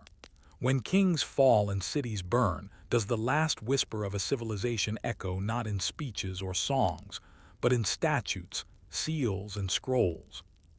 In the stories to come, we will continue to explore how Byzantium shaped history not just through emperors and wars, but through the structures, legal, spiritual, and cultural, that allowed it to endure when others fell. Story 4. The walls of Theodosius fortifying the eternal city. To understand how the Byzantine Empire survived for nearly 1,000 years after the fall of Rome, one must not only study its emperors or theologians, but its walls. Few structures in history have played a more critical, silent role in shaping the fate of a civilization than the walls of Theodosius in Constantinople. These towering stone defenses rising across the landward side of the city like the spine of an ancient leviathan stood for over a millennium. They repelled Goths, Persians, Arabs, Avars, Bulgars, Rus, Crusaders, and countless other would-be conquerors. Until the invention of gunpowder artillery, no other city in Europe or Asia could boast such impenetrable protection. But these walls were not merely military constructions. They were symbols of imperial continuity, divine favor, and Byzantine resilience. They were the physical manifestation of an empire's will to survive. And they began as a reaction to fear. Constantinople expands and exposes itself. By the early 5th century, Constantinople was growing rapidly. Since its founding by Constantine in 330 CE, the city had attracted waves of settlers, bureaucrats, artisans, and clergy. Its population swelled. Some estimates suggest it reached over 300,000 by the time of Theodosius II. But the city's defenses had not kept pace. The original walls built under Constantine and later improved by emperors like Valentinian and Arcadius only encircled the original footprint of the city. As neighborhoods and markets pushed beyond the walls, new districts sprang up unprotected, leaving much of the urban population dangerously vulnerable. This vulnerability was no abstract threat. The Roman world had become deeply unstable. Barbarian incursions were increasing. In 410 CE, Rome itself, sacred and symbolic, had been sacked by the Visigoths under Alaric. The psychological shock reverberated across the Mediterranean. If Rome could fall, what city was truly safe? In Constantinople, the answer was simple: build higher, build wider, build smarter. Theodosius II, and the project of a generation. The man whose name would become synonymous with Constantinople's walls was barely a child when he became emperor. Theodosius II inherited the throne in 408 CE at the age of 7. Real power, at first, lay with regents his sister Pulcheria and the Praetorian prefect Anthemius, who acted as co-ruler during the emperor's youth. It was under Anthemius that construction began on what would become the walls of Theodosius. Beginning around 412 CE and completed over the next 2 decades, the project was nothing short of a feat of engineering and administrative organization. Designed to enclose the rapidly growing suburbs, the new walls stretched across the landward side of the city from the Golden Horn in the north to the Sea of Marmara in the south, cutting a line approximately 6.5 kilometers long. They did not merely replace the old walls, they expanded them dramatically. Triple defense, the architecture of survival. The genius of the Theodosian walls lay not just in their scale, but in their layered defense system. Instead of a single barrier, the walls were built in 3 concentric layers, each designed to slow, trap, or repel attackers. The moat, a wide and deep ditch, often filled with water, lay at the outermost edge. It wasn't merely an obstacle, it featured a low wall and patrol path, allowing defenders to harass attackers as they descended into the trench. The outer wall. Roughly 2 meters thick and 8 meters high, the outer wall featured regular towers and walkways. Archers and ballistae could fire from this level while remaining protected. Between the outer and inner walls was a wide terrace or killing zone, known as the peribolos, where invaders could be caught and destroyed. The inner wall. The final and strongest line of defense. A massive curtain wall up to 5 meters thick and 12-15 meters high, fortified with towers spaced at intervals of about 60 meters. Each tower rose higher than the walls themselves and often included 2 to 3 stories, with arrow slits, murder holes, and heavy wooden doors. In times of peace, the walls served as promenades, watch posts, and symbols of civic pride. In times of war, they became the last hope of survival. Builders, bricks, and logistics. Constructing the walls was no small matter. It required tens of thousands of laborers, stonecutters, masons, engineers, water managers, woodworkers, and logistics officers. Materials came from across the region: limestone, marble, and brick from Thrace and Anatolia, iron clamps and beams from the Black Sea, timber from Bithynian forests. The workforce likely included not only citizens, but also conscripted peasants and slaves. Construction was overseen by imperial engineers and officials of the Officium Fabrici, the state armory and construction bureau. Inscriptions found on surviving wall sections often commemorate not just Theodosius, but Anthemius and local officials. These stones remind us that empire was not built by emperors alone, but by the invisible hands of countless laborers. Earthquakes and restoration. The walls were tested not by barbarians, initially, but by nature. In 447 CE, a massive earthquake struck Constantinople, collapsing large sections of the wall. The timing was terrible. The Huns under Attila were advancing, and panic gripped the city. But in what became one of the most remarkable episodes in Byzantine engineering, the urban prefect Cyrus of Panopolis organized a massive rebuilding project. In just 60 days, tens of thousands of workers repaired the damage and even expanded certain sections, adding a second outer wall in places. This restoration showed that Byzantium's strength lay not only in stone, but in administrative agility and civic coordination, the same qualities that would later allow it to survive plagues, invasions, and famines. The walls in action, the great sieges. Over the next millennium, the Theodosian walls would face siege after siege, and again, they held. 626 CE. A combined assault by Avars, Slavs, and Persians tested the defenses during the reign of Heraclius. The city, largely undefended due to wars in the east, relied on its walls and the icon of the Virgin Mary, which was carried in procession to inspire defenders. The attackers failed to breach the walls. 674, 678, and 717, 718. The Arabs, under the Umayyad Caliphate, laid siege to Constantinople twice. They brought powerful siege engines, but the defenders used the secret weapon Greek fire, a flammable liquid launched from siphons, to great effect. Again, the walls stood. 860 CE. The Rus launched a surprise attack by sea, catching the city off guard.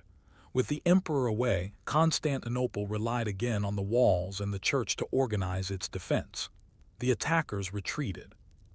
In each case, the city's survival was attributed not just to military strategy, but to divine protection, a belief that God, or more specifically, the Virgin Mary Theotokos, guarded the walls.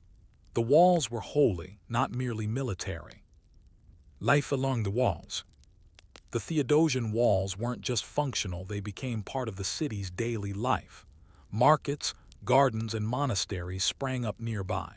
Children played in the shadows of the towers. Sentries walked the parapets day and night. Gates such as the Golden Gate, the ceremonial entrance for emperors returning in triumph, became symbolic thresholds between the mundane and the sacred. Other gates served commerce, travel, and ritual processions. From their walkways, one could see the Sea of Marmara shimmering to the south, the hills of Thrace to the west, and the golden domes of Hagia Sophia within. To live in Constantinople was to live in the shadow of walls that were always watching, always protecting. Beyond masonry, a symbolic defense. More than architecture, the walls embodied Byzantium's self-image. They signified the empire's claim to Rome's legacy, as a city defined not by conquest, but by order and continuity. They demonstrated the marriage of engineering and faith, where mortar held stone and prayer held community. They reinforced the belief that Constantinople was divinely chosen, the New Jerusalem, protected until the end of days. This belief allowed Byzantium to resist despair even as the empire contracted. So long as the walls stood, Rome still stood, even if Rome itself had long since fallen. But how long can stone hold back history? And when siege weapons evolve, can the old walls adapt, or do they crumble beneath the weight of time? The walls of Theodosius had stood as Constantinople's strongest defense for over a millennium, a barrier not just of brick and stone, but of legacy and belief.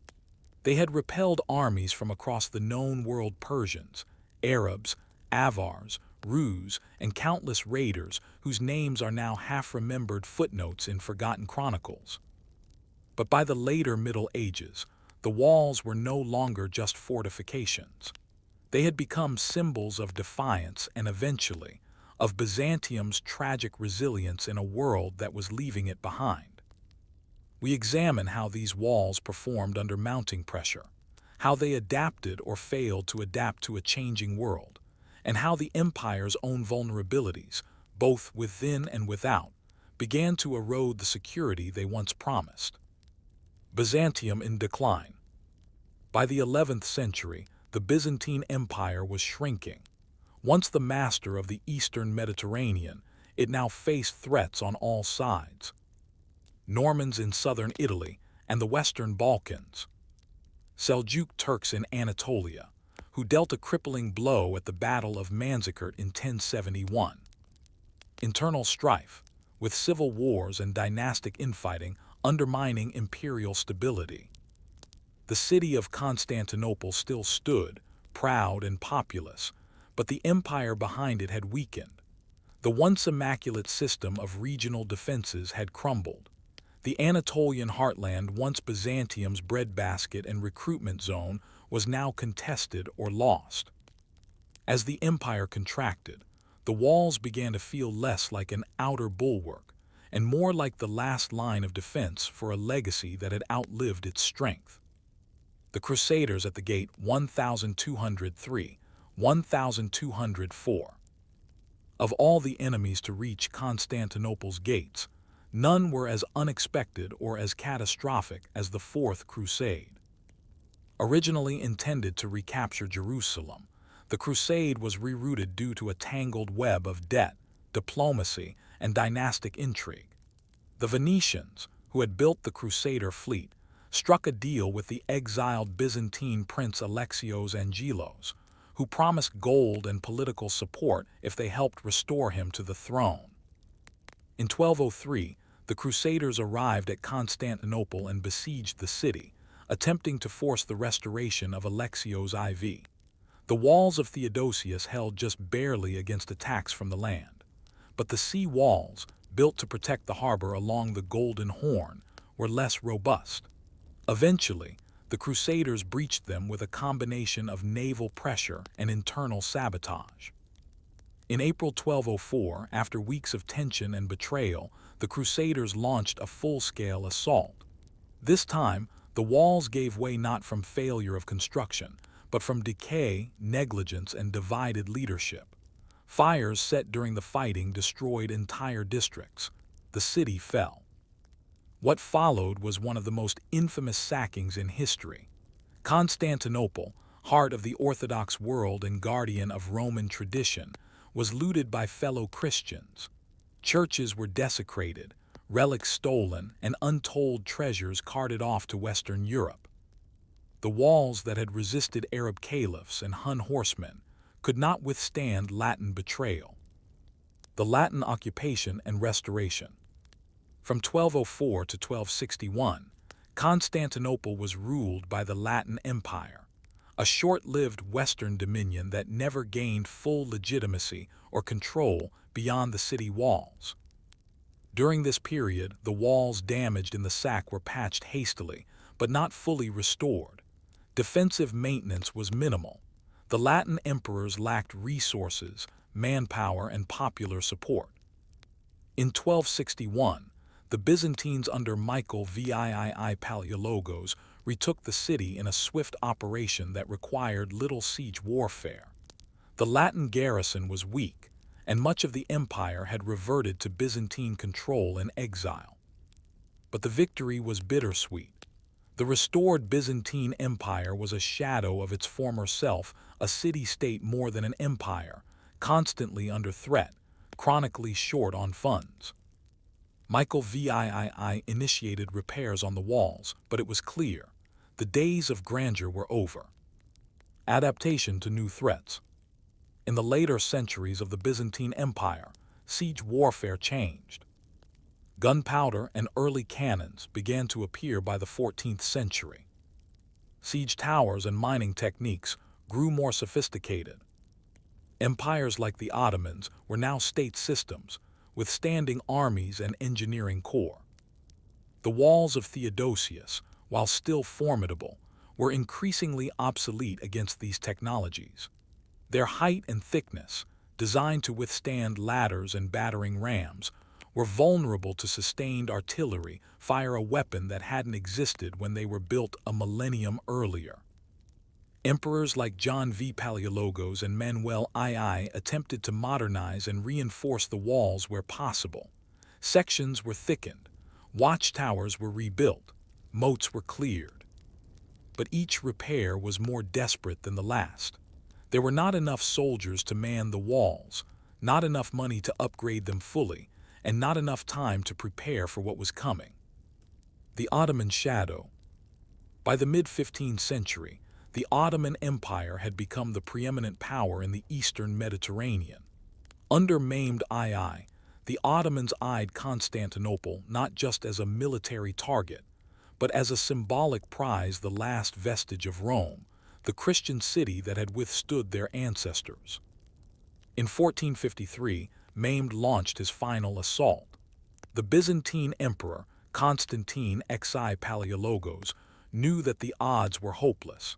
The city was manned by fewer than 7,000 defenders, including a small contingent of Genoese allies.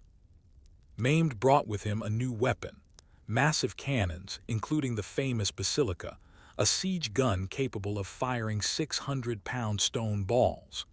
The Theodosian walls, once invulnerable, began to crack and collapse under repeated bombardment. After nearly 2 months of siege, the Ottomans breached the land walls near the gate of St. Romanus. The city fell. Constantine XI died in the streets, fighting with his men. The empire was no more. The walls after the fall. The Ottomans, recognizing the power and symbolism of the walls, did not tear them down. Instead, they repaired and reused them, incorporating them into the fortifications of the Ottoman capital. For centuries, the walls continued to serve. They housed garrisons, enclosed gardens, and demarcated neighborhoods. Ottoman sultans built new gates and watchtowers, integrating their empire into the bones of Byzantium. But the glory of the walls faded. As warfare moved further afield and urban needs shifted, the walls became neglected relics, overtaken by vines and scattered settlements. A memory in stone. Today, much of the Theodosian walls still stand, running like a scar through modern Istanbul. Tourists stroll along the parapets. Historians debate the sequence of repairs and collapses. Locals pass through gates that once marked the limits of the known world.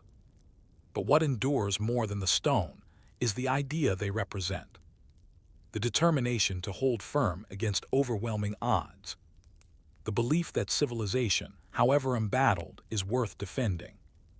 The quiet heroism of maintenance of watchmen, engineers, and citizens who built not for glory, but for survival. But can walls ever truly protect a city from the world beyond? Or do they eventually become its prison, marking the boundaries of its fear, its decline, its isolation? For over 1,000 years, the walls of Theodosius stood as the silent guardians of Constantinople, enduring war, earthquake, political betrayal, and technological change. They were never just stones stacked in layers, they were an expression of Byzantine selfhood, woven into the empire's religious belief, civic order, and survival instinct. We shift from the military and political utility of the walls to explore what they meant as symbols of identity, as instruments of propaganda, as relics of memory, and ultimately, as monuments to both endurance and impermanence. More than fortifications, walls as worldview. In the Byzantine imagination, the walls of Theodosius were not merely man-made. They were understood as the defensive skin of a divinely protected city, a city chosen by God as the new Rome and the earthly reflection of the heavenly Jerusalem. From the 5th century onward, chroniclers, hymnographers, and imperial theologians described the walls not in terms of engineering, but of providence. The Virgin Mary, in particular, was often invoked as the protector of Constantinople. Icons of the Theotokos were mounted on towers and paraded during sieges, while monks and laypeople chanted prayers along the walls during times of danger. Thus, the walls became both material and mystical, a military fortification infused with spiritual meaning. To the citizens within, these walls weren't just protecting a city, they were preserving God's plan for history. Imperial processions and civic ritual. The walls were central to public life and imperial ritual. Ceremonial processions often began at the outer gates and moved inward, signifying the emperor's authority and the sanctity of the city. Victorious emperors re-entered through the Golden Gate, a massive triumphal arch integrated into the walls, symbolizing the return of divine favor and imperial order. Religious festivals included processions that walked the wall's length, connecting the sacred heart of the city with its physical boundaries. When foreign dignitaries arrived, the walls were the first architectural message. This is a city of power, stability, and God's protection. Over centuries, the symbolism embedded in the stones became so strong that to breach the walls was not only a military act, but a cosmic disruption, a fracture in the divine protection narrative. Walls and the identity of the empire. As the Byzantine Empire shrank and crumbled, the walls took on even more meaning. With Anatolia, Syria, Egypt, and the Balkans falling under the rule of Arab caliphates, Slavic kingdoms, and eventually the Turks, Constantinople became an island of continuity in a sea of change. Within its walls, Greek remained the language of church and state. Roman law, through the Codex of Justinian, remained the basis of governance. Liturgies from the time of Constantine and Theodosius were still sung. The rest of the empire faded, but the city persisted, and the walls were both the metaphor and the mechanism of that persistence. For Byzantines, to defend the walls was to defend civilization itself, not as a vague abstraction, but as a tangible inheritance of Rome, Athens, and Jerusalem. The fall in the psychological aftershock. When the walls finally fell in 1453, the psychological impact was immediate and devastating. Chroniclers describe the moment in apocalyptic terms: stars falling, angels weeping, and the Virgin turning her face from the city. Survivors saw the fall not only as a military failure, but as a failure of faith. Had God abandoned his city, or had its sins forfeited divine protection? The conqueror, named Ai, understood this symbolic weight. After entering the city, he walked through the ruins of the walls and declared, "What a city we have given over to plunder." But he also ordered repairs. In Maime's eyes, the walls weren't merely the bones of a defeated enemy, they were the foundations of his new capital, and he would inherit their power. This act reflects something deeper. Walls outlast their builders, and their meaning can be reclaimed and reinterpreted. Ottoman Istanbul and the afterlife of the walls. In the centuries following the conquest, the Theodosian walls remained functional, but their role shifted. Under the Ottomans, towers were repurposed as residences, prisons, and storage. Sections of the walls were integrated into urban development, with neighborhoods, gardens, and workshops abutting the ancient stones. Several gates were renamed and adjusted to meet new military and logistical needs. While Istanbul expanded far beyond the old Byzantine limits, the walls marked the historical heart of the city. In moments of crisis, such as the 17th century Selali rebellions or 19th century wars with European powers, the Ottoman government once again looked to the walls for security and legitimacy. Their presence in Istanbul's landscape became a symbol of continuity, regardless of the empire that claimed them. Modern rediscovery and preservation. In the 19th and 20th centuries, the walls became objects of historical curiosity and preservation. European travelers and archaeologists wrote romantic accounts of the crumbling towers. Some sections were torn down for new roads or rail lines, while others were painstakingly restored. Today, much of the walls of Theodosius still stand weathered, overgrown in places, but remarkably intact.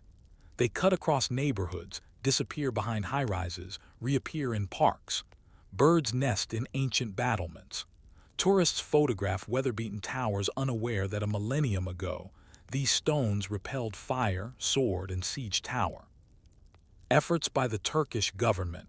UNESCO, and independent scholars have aimed to restore and protect the walls as part of the cultural heritage of humanity, a recognition that these structures belong not only to Byzantium or to Istanbul, but to world history. Stone as memory.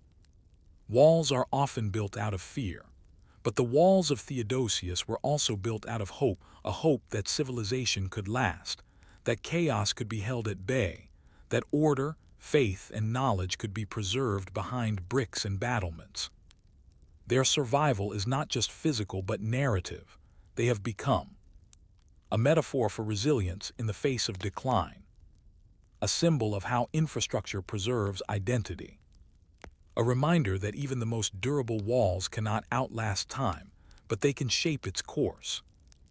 Lessons from a long wall. The story of the walls of Theodosius invites reflection. Can any human structure truly last forever? What are we protecting when we build walls? Our people, our culture, or our fears? And when the world changes, can old defenses still hold, or must we change with them? Byzantium tried to wall itself off from the future. For centuries, it succeeded. But when the world changed, when gunpowder breached stone and empires became global, the walls became not just protection, but limits. Still, even in ruin, they speak. They tell us that survival is more than resistance, it is adaptation, belief, and above all, memory. Story 5. Hagia Sophia Stone, Light and Divine Geometry. In the heart of old Constantinople, where empires rose and collapsed like waves on the Bosporus, one structure endured not merely as a place of worship, but as an architectural proclamation. It was not humble. It did not whisper. It dazzled, it stunned, and it told all who entered, here heaven and earth meet. This is the story of the Hagia Sophia, the Church of Holy Wisdom, a building that defied gravity, earthquakes, religious division, and time itself. We return to the 6th century, a time of riots, marble, and mathematics, to witness its miraculous construction under Emperor Justinian. What emerged was no ordinary church, but a statement of imperial and divine ambition, expressed in stone and light. The spark, the Nika riots of 532. Before Hagia Sophia's great dome pierced the skyline of Constantinople, there was fire and ruin. In the year 532 CE, the city descended into chaos during the Nika riots, a violent uprising born from political factionalism and public discontent. Chariot racing fans, divided into the famous blues and greens, had long been a source of civic unrest. Grievances toward Emperor Justinian's tax reforms and autocratic style escalated. The city burned for nearly a week, including much of the existing basilica of Hagia Sophia, which had stood in various forms since the 4th century. For Justinian, the destruction offered a paradoxical opportunity. He would not simply rebuild the church. He would create a new vision of Christendom, one that would outshine any temple or cathedral in existence. It would signal not only Justinian's right to rule, but also the manifestation of divine order in the Eastern Roman Empire. The architects, Anthemius and Isidore. Justinian bypassed traditional church builders. Instead, he commissioned two men of unusual talent. Anthemius of Tralles, a mathematician and expert in mechanics. Isidore of Miletus, a physicist and theorist in structural design. These men were not architects in the traditional sense. They were thinkers, mathematicians, visionaries, and that was precisely what the project demanded. Together, they devised a plan not rooted in established architectural norms, but in geometric experimentation. The idea was radical: a vast central dome, unsupported by columns in the middle of the nave, floating like the firmament above. To achieve this, they employed a series of structural innovations. Pendentives, triangular curving vaults that transition from a square base to a circular dome. Hidden buttresses, absorbing the lateral forces of the dome. Light materials, porous bricks and mortar mixed with lightweight aggregates. Marble panels, thinly sliced and polished to reduce weight while maximizing beauty. The aim was not simply strength. It was sublimity and architecture that would impress upon every visitor the power of God and Justinian's mandate as his earthly representative. The construction, 532–537 CE. The speed of construction was breathtaking. In less than 6 years, Hagia Sophia rose from the ashes of the riots. This was an almost miraculous pace for a structure of such scale, especially in an era with no cranes or modern scaffolding. Thousands of workers were employed in shifts around the clock. Materials were sourced from across the empire: porphyry from Egypt, green marble from Thessaly, yellow stone from Syria, black stone from the Bosphorus. Columns were reused from earlier temples, including possible remnants from the Temple of Artemis at Ephesus. As the dome took shape, it was clear this was not merely a church. It was an imperial dream in stone, a cosmic model, a political theater. The walls soared, but the true marvel was the light filtered through 40 arched windows at the base of the dome, creating the illusion that the structure hovered above. To those inside, the architecture seemed not merely functional but divine in origin. The Dome of Heaven. The central dome, over 31 meters in diameter and 55 meters high, became the signature feature of the building. But it was more than a feat of engineering, it was a symbol. In ancient and Byzantine cosmology, the dome represented the heavens.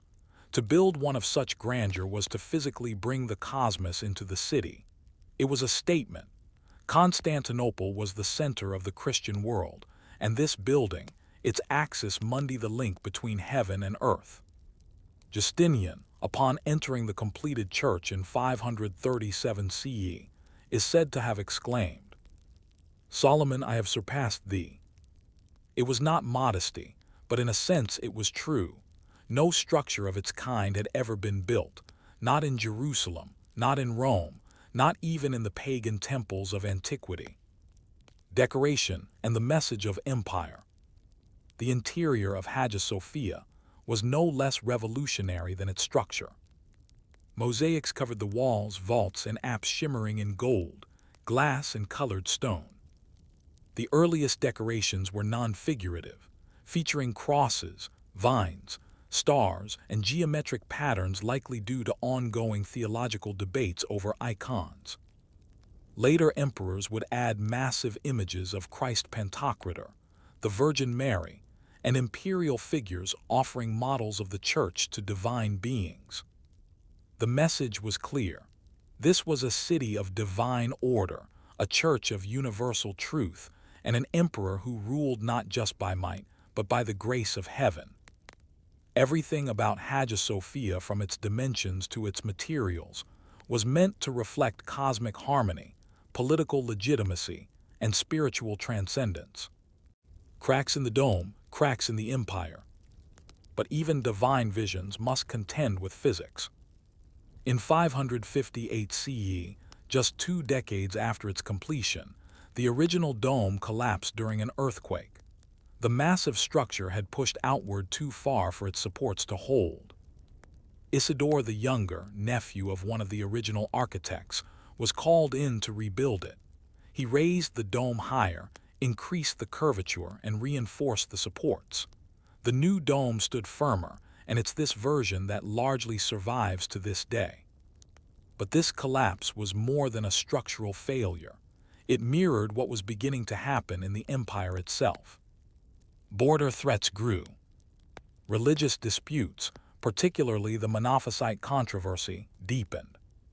Justinian's ambitious military campaign stretched resources thin. Hagia Sophia had risen with stunning speed, but imperial power could not be built or rebuilt so easily. The monument becomes a mirror. In the centuries to come, Hagia Sophia would endure change. It would be looted in the Fourth Crusade, its relics stolen and mosaics defaced. It would be converted into a mosque by the Ottomans in 1453, and later into a museum, and then once more into a mosque in the modern Republic of Turkey. Its structure would be repaired again and again, particularly after earthquakes in 869, 989, 1346, and later. Yet through all of this, the building remained, not untouched but unbroken. It absorbed the identities of the empires that claimed it: Byzantine, Latin, Ottoman, Turkish, and became a kind of palimpsest of ambition, faith, and the human desire to connect with the divine. A moment in stone. When we step into Hagia Sophia today, we don't merely enter a building. We enter a moment frozen in time, a statement carved in mortar and mosaic that says, "We were here, we believed, we built." It's hard to overstate what Hagia Sophia meant and still means. It is not simply beautiful. It is not merely old. It is a question in stone. Can we build something that lasts longer than we do? Something that speaks when we are silent? But was this architectural miracle a beginning or an end? Was it the peak of Byzantine confidence, or the first signal that such ambition could not be sustained? The Hagia Sophia, completed in a stunning 6 years under Justinian's ambitious rule, was never meant to be a museum. It was a living monument, a dynamic space shaped not only by emperors and earthquakes, but by the pulse of Byzantine society itself. Over the centuries that followed its completion in 537 CE, Hagia Sophia became the center of Orthodox worship, imperial ritual, and Byzantine identity. But nothing in Byzantium remained untouched by conflict. The Hagia Sophia, too, would reflect the empire's theological disputes, civil wars, foreign invasions, and internal decay, each event leaving behind marks on its stone, its mosaics, and its meaning. We explore how the Hagia Sophia changed and endured during the long twilight of the Byzantine Empire. From iconoclasm to fire, rebellion to restoration, it remained not just a place of worship, but a symbol of what it meant to be Byzantine. The church in ceremony, crownings, processions, and prayer. In the centuries after Justinian, Hagia Sophia became the official stage for many of the empire's most important ceremonies. Imperial coronations took place before the altar, often beneath the Great Dome, where emperors were vested with robes and regalia, blessed by the patriarch and acclaimed by the people. Religious processions often began or ended at Hagia Sophia, weaving their way through the Mise, the main avenue, and past public squares. During sieges or times of plague, the faithful would gather in the cathedral, praying beneath its dome for divine intercession. Inside, the church functioned as more than a religious space. It was the theological and political heart of the Eastern Roman Empire. From its pulpit, patriarchs made pronouncements that shaped Christendom. Its very walls echoed with the language of empire and eternity. The crisis of iconoclasm, images torn and repainted. Perhaps no period altered Hagia Sophia more dramatically than the iconoclastic controversy of the 8th and 9th centuries. The conflict, in essence, was over the role of religious images, icons. Iconoclasts, image breakers, believed that the veneration of icons was idolatry. Iconodules, image venerators, saw icons as essential tools of devotion and orthodoxy. Under Emperor Leo III and his successors, icons were ordered destroyed or plastered over. At Hagia Sophia, this meant the removal or defacement of wall mosaics depicting Christ, the Virgin, and saints, repainting with plain crosses, geometric designs, and inscriptions. Clergy loyal to icons were replaced, some were exiled or executed. The building itself became a symbol of imperial control over doctrine, not merely a church but an instrument of enforcement. Only in 843 CE, under Empress Theodora, were icons restored in what became known as the triumph of orthodoxy, celebrated every year afterward within Hagia Sophia's walls. That these mosaics could be both destroyed and restored is part of the building's story. It absorbed the changes of belief, yet persisted as a spiritual focal point. Fire and repair, earthquake and reinvention. Hagia Sophia's survival over centuries was never guaranteed. Between the 7th and 14th centuries, it endured multiple natural disasters. Fire in 859 CE severely damaged the roof and furnishings. Earthquakes in 869, 989, and 1346 caused partial dome collapses, cracks in the piers, and displacement of masonry. Each time the building was repaired, often under financial strain, using techniques that evolved with architectural knowledge. Notable restorations include Emperor Basil II, R 976-1025, who funded major structural reinforcement during a time of renewed military and political strength. The Armenian architect Tiardat, invited from Ani, modern-day Turkey, who reconstructed the dome in 994 after a major collapse. That Tiardat was not Byzantine highlights something subtle but significant.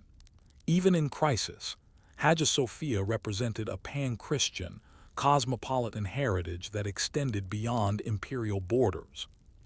The Fourth Crusade and the Great Profanation, 1204. No event in the medieval life of Hagia Sophia shocked Constantinople more deeply than the sack of the city by Latin crusaders in 1204. Originally en route to the Holy Land, the Fourth Crusade was diverted and manipulated into attacking Constantinople. When the city fell, the Crusaders ransacked Hagia Sophia. The altar was desecrated, relics stolen, and golden furnishings looted. A prostitute was reportedly placed on the patriarch's throne in mockery. Icons were smashed, vestments torn, and chalices melted down. To the Byzantines, this was not just a military defeat, it was a spiritual catastrophe. Their holiest place had been defiled by fellow Christians. The building was converted into a Roman Catholic cathedral for over half a century. Latin clergy led services, and the Byzantines were pushed out of their own ecclesiastical heart. When Constantinople was reclaimed in 1261 by the Palaiologos dynasty, Hagia Sophia was in poor repair. Yet, it was restored again, not to its former glory, but enough to signal that orthodoxy had returned. Hagia Sophia in the final Byzantine centuries. By the 14th and 15th centuries, Byzantium was no longer an empire in the grand sense. It had become a city-state, surrounded by rising Ottoman power, increasingly dependent on diplomacy and alliances. Hagia Sophia still functioned, but the signs of decay were evident. The roof leaked. Mosaics dulled with candle soot. Money for maintenance grew scarce. Yet the building retained immense symbolic value. It was still where emperors were crowned, where the divine liturgy was held, where the Byzantine worldview hierarchical, sacred, imperial was enacted. During the final siege in 1453, services were held daily inside the church. On the night before the city fell, thousands gathered under its dome. Clergy, nobles, merchants, peasants united not by hope but by ritual. A final service, a last communion. The next morning, the Ottomans entered the city. Hagia Sophia would never again serve as a Christian cathedral under Byzantine rule. The building as witness. By the end of the Byzantine period, Hagia Sophia had become a witness to change. It had survived 7 earthquakes, multiple fires, and doctrinal wars.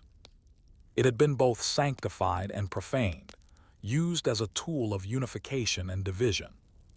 Its architecture had been admired by Muslims and Christians alike, and its dome copied from Sicily to Russia. In this endurance, Hagia Sophia offered something deeper than politics or doctrine. It offered continuity. For the people of Constantinople, no matter how small the empire became, as long as Hagia Sophia stood, so did Byzantium. A light still flickering. Even in its decline, the building's interior amazed visitors. Italian merchants in the 13th century described its mosaics, like gold fields sparkling with stars. Russian envoys in the 10th century claimed they knew not whether they were in heaven or on earth. Ottoman sultans, long before their conquest, admired its dome and studied its form. Hagia Sophia had become more than a church. It was an idea, a memory in marble, the last breath of Rome's Christian legacy. But when the Ottomans took the city, how would they treat this symbol of an empire they had conquered? Would they destroy it, preserve it, transform it? When the Ottomans entered Constantinople on May 29, 1453, the fate of the Hagia Sophia hung delicately in the air. Would this ancient church, the crown jewel of Eastern Christianity, be reduced to rubble, turned to dust in triumph? Or would it survive, transformed into something new? The answer reveals a surprising thread of continuity amidst conquest. The Hagia Sophia would live on, though under a different sky. We follow the Hagia Sophia's transformation through its Ottoman, secular, and modern lives, and consider how this building, once a Roman cathedral, came to symbolize multiple civilizations, contested identities, and enduring human aspiration. The day after, transformation to mosque. As Ottoman forces flooded into Constantinople, looting and violence raged throughout the city. Some citizens had taken refuge in Hagia Sophia, clinging to its sanctuary. But no walls could hold against history's tide. According to eyewitness accounts, Sultan Mehmed II arrived at the church and ordered an end to the looting within its walls. He entered, looked upon the mosaics, the dome, the silent candles, and declared that it would be preserved and converted. Within days, the altar was dismantled. Christian symbols were either removed or covered. A mihrab was installed to orient prayer toward Mecca. A minbar pulpit was added. A minaret was constructed to call the faithful to prayer. The Hagia Sophia was now the Hagia Sophia Camii, the principal mosque of Istanbul. But in this act of appropriation, there was also preservation. Mehmed II recognized Hagia Sophia not as an enemy symbol, but as a jewel to inherit. He reportedly wept upon seeing its grandeur. His gesture wasn't just pragmatic, it was political theater. By transforming the church rather than destroying it, Mehmed made a powerful statement. The Ottomans were not ending civilization, they were continuing it, in their own image. Adapting the sacred, architectural and cultural integration. Over the next several centuries, successive sultans added to and modified the Hagia Sophia, shaping its new Islamic identity. Minarets. 3 more were added by Selim II and Murad III, turning the skyline into a blend of Byzantine curves and Ottoman spires. Calligraphic medallions. Huge wooden discs inscribed with the names of Allah, Mohammed, and the early caliphs were hung from the piers, grand Islamic symbols against the Christian stone. Mosaics. Some were plastered over, others removed. Yet many remained, hidden and intact beneath layers of lime. The Ottomans admired the building not only as a mosque, but as a marvel of engineering. Famous architect Mimar Sinan, who designed the Suleymaniye Mosque and Selimiye Mosque, studied Hagia Sophia extensively and added structural supports that still protect it today. Within the mosque's walls, Friday prayers were held for centuries. The building's identity was no longer Byzantine, yet its aura of sacred power remained. The modern shift, from mosque to museum. Fast forward to the early 20th century. The Ottoman Empire had collapsed. The Turkish Republic under Mustafa Kemal Atatürk was founded in 1923, secular, nationalist, and looking westward. In 1934, a revolutionary decree was issued. Hagia Sophia would no longer be a mosque, it would become a museum. The decision was bold, symbolic, and strategic. It positioned Turkey as a modern, secular nation, embracing cultural preservation over religious identity. It allowed scholars to uncover and restore the building's Christian mosaics dormant for centuries. It opened Hagia Sophia to global visitors, framing it not as a religious site, but as a heritage of all mankind. Under the guidance of archaeologists and the Byzantine Institute of America, long-lost mosaics emerged. Christ Pantocrator in the dome's apex. The Deici's mosaic, a stunning depiction of Christ, the Virgin, and John the Baptist, with emotional realism that transcended time. Imperial portraits, Constantine, Justinian, Zoe, John II Komnenos, and others restored to view. For nearly 85 years, Hagia Sophia functioned as a secular monument, drawing millions. Neither mosque nor church, it stood in a tense but sacred neutrality. A contested legacy, the 21st century. Yet even neutrality can be contested. In the 21st century, calls to reconvert Hagia Sophia into a mosque gained political traction in Turkey. Critics of the museum model argued Hagia Sophia had functioned as a mosque for nearly 500 years. Modern Turkish identity was shifting, embracing more visible Islamic heritage. Closing it to worship was seen as a wound to national and religious pride. In July 2020, Turkey's highest court annulled the 1934 decree, and President Recep Tayyip Erdogan signed a new one. Hagia Sophia would once again become a mosque. Within days, prayer rugs were laid. Loudspeakers echoed the adhan, call to prayer from its minarets. Some mosaics were temporarily obscured during services. Yet it remains open to visitors, and the Christian mosaics so long hidden are, in principle, protected. Still, the decision ignited global debate. Was it a restoration of identity or a loss of shared heritage? Could Hagia Sophia be both a place of worship and a cultural monument? Who in the end does Hagia Sophia belong to? The questions echo louder with each passing year. A world in a building. Through nearly 1,500 years, Hagia Sophia has been a Roman cathedral, a Byzantine basilica, a Catholic cathedral, an Ottoman mosque, a secular museum, an Islamic mosque again. No single label contains it, no one era owns it. Its dome has seen the rise and fall of emperors, the singing of Greek liturgies and Arabic surahs, the fading of frescoes and the return of gold. It has survived earthquakes, fire, iconoclasm, and conquest. Each scar is a story, each mosaic a memory. In Hagia Sophia, time collapses. It is a library of civilizations, written in brick and plaster. A reminder that power fades, empires fall, but beauty, belief, and wonder can endure. The human element. Yet Hagia Sophia is more than a monument. It is a human achievement. Engineers calculating the curve of a dome against gravity. Artists laying gold-backed tesserae by candlelight. Muezzins climbing minarets to call out the prayer. Pilgrims and tourists walking beneath a ceiling that once represented heaven. It stands as a question. Can a building outlive the conflicts that shaped it? Maybe not forever, but for now Hagia Sophia remains as it has for centuries, not silent but watching, teaching, waiting. In the reflection of marble and the echo of footfalls, what will future generations hear in the halls of Hagia Sophia?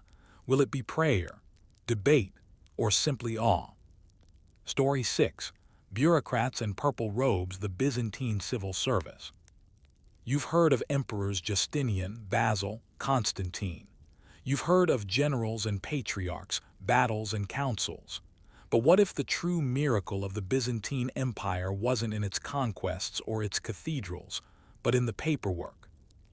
Behind every edict, coin, and military campaign stood an elaborate, often bewilderingly complex network of scribes, record keepers, notaries, secretaries, and ministers. The Byzantine civil service, the very backbone of an empire that called itself Roman until its dying breath.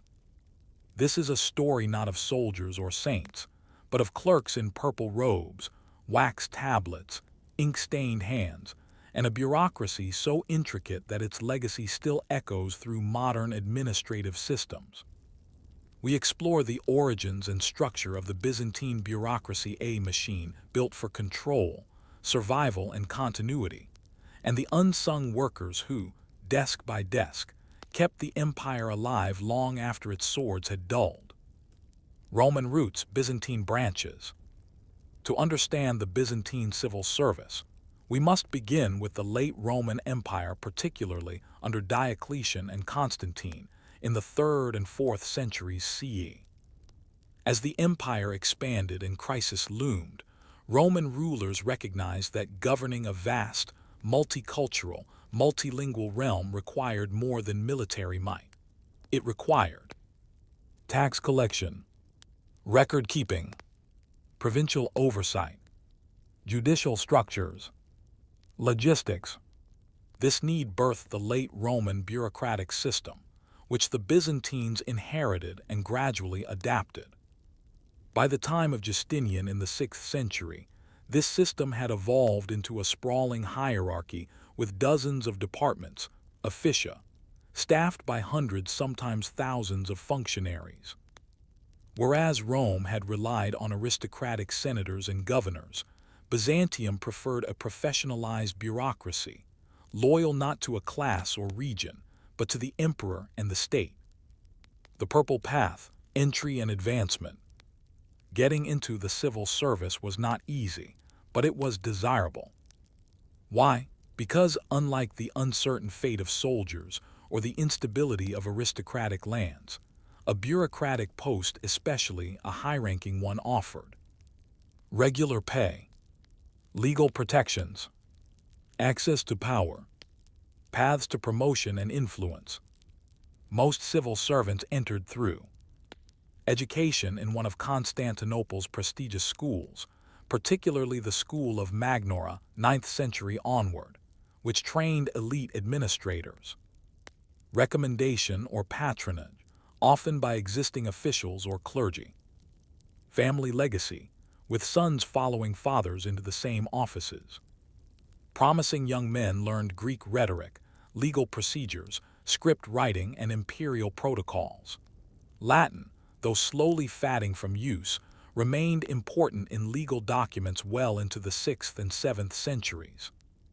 Once accepted, a bureaucrat might begin as a chardulario's secretary or clerk, hopping to ascend through layers of office titles such as scriba scribe, notarios notary, prodescrites chief secretary, logothetes minister of a specific domain.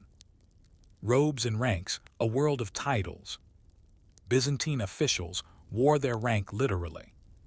Clothing, insignia, and color codes were strictly regulated. The famous Book of Ceremonies by Emperor Constantine VII, 10th century, outlines elaborate dress codes for officials based on function and status. Silken robes of deep purple or gold for the highest ministers. Caps, belts, and boots bearing embroidery that signified office. Jewelry such as badges or fibulae brooches, awarded by the emperor.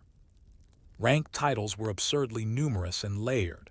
A person might be the most glorious protospitharios and logothetes of the drome, holder of the chrysotriclinos and guardian of the imperial ink pot. Yes, that last one was real. But these weren't merely decorative. They mattered for court access, income, social respectability, and influence in the capital. The departments of empire. While the Byzantine bureaucracy changed significantly over the centuries, especially after the administrative reforms of the 7th and 9th centuries, certain core offices and departments endured. The Sacalian treasury handled state finances, salaries, and imperial estates, staffed by sacalarios treasurers and their clerks, also responsible for the logistical support of the imperial army. The logothetes. Logothete meant one who accounts. Specialized roles developed. Logothetes tu geniku, tax and revenue oversight. Logothetes tu dramo, foreign affairs and intelligence, precursor to a modern foreign ministry. Logothetes II Stratioticou, army payments and provisioning. The notarial corps handled documentation, correspondence, decrees, and archives. Notarioi served as scribes, document drafters, and archivists in both the central government and provincial administration. The eparch of the city, a powerful urban governor who oversaw Constantinople itself, responsible for market regulation, guilds, public order, and moral behavior. These offices communicated through a sophisticated system of letters, petitions, and memoranda, many of which were preserved in wax tablets and later on parchment.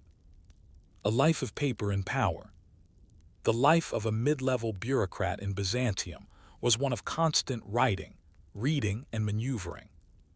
They drafted imperial edicts, land grants, tax assessments, legal opinions, foreign correspondence. Errors could cost dearly. Accuracy was paramount. Some officials were blinded or exiled for forging documents or leaking information. Yet with care, a talented bureaucrat could rise to become Logothetes II Dramou, effectively serving as chief of staff or prime minister. Some even held more power than emperors during weak reigns. The irony of permanence. What is perhaps most striking is that this enormous system outlived wars, emperors, plagues, and dynastic changes. Even as Byzantine borders shrank, its bureaucracy remained dense. The imperial court became smaller, yes, but its ceremonies and paperwork continued unabated, almost as if the empire existed on paper more than territory. In some ways, the empire did endure in its paperwork. Monks and scribes recopied imperial decrees and religious rulings long after their relevance faded, preserving the architecture of government long after its architects had vanished. Quiet giants of history.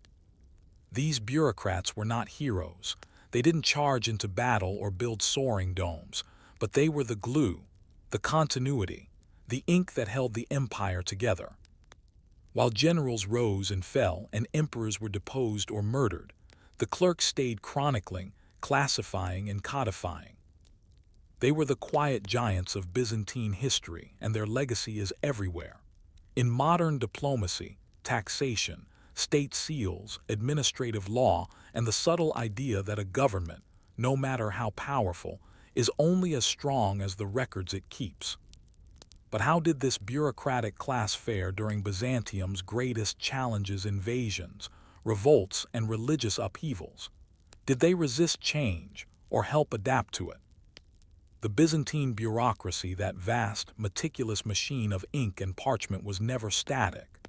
It lived through wars, survived dynasties, and even reshaped itself under threat. In this second section, we delve into how the civil service endured and adapted during invasions, theological controversies, and institutional collapse, acting not just as a record-keeping apparatus, but as a mechanism of state survival. It is easy to picture bureaucrats as passive, pushing paper while history happens elsewhere. But in Byzantium, they were agents of transformation, crafting decrees, managing famines, and even orchestrating imperial access. As the empire's borders contracted and enemies loomed, the bureaucracy did what it always did best. It reorganized. The shrinking empire and the administrative pivot. By the late 7th century, Byzantium was reeling. The loss of Syria, Egypt, and North Africa to Arab forces gutted its economy and administrative reach. Once taxable provinces disappeared, and the grain shipments that had fed Constantinople ceased. How did the empire survive this rupture? It restructured itself, and the bureaucracy led the way. Themes, themata.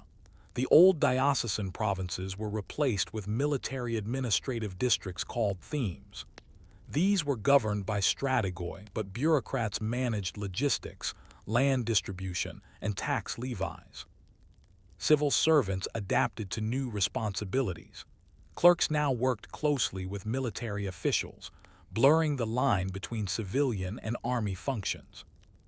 Old central offices shrank, while regional roles gained power, a quiet decentralization, coordinated by logothetes and imperial notaries.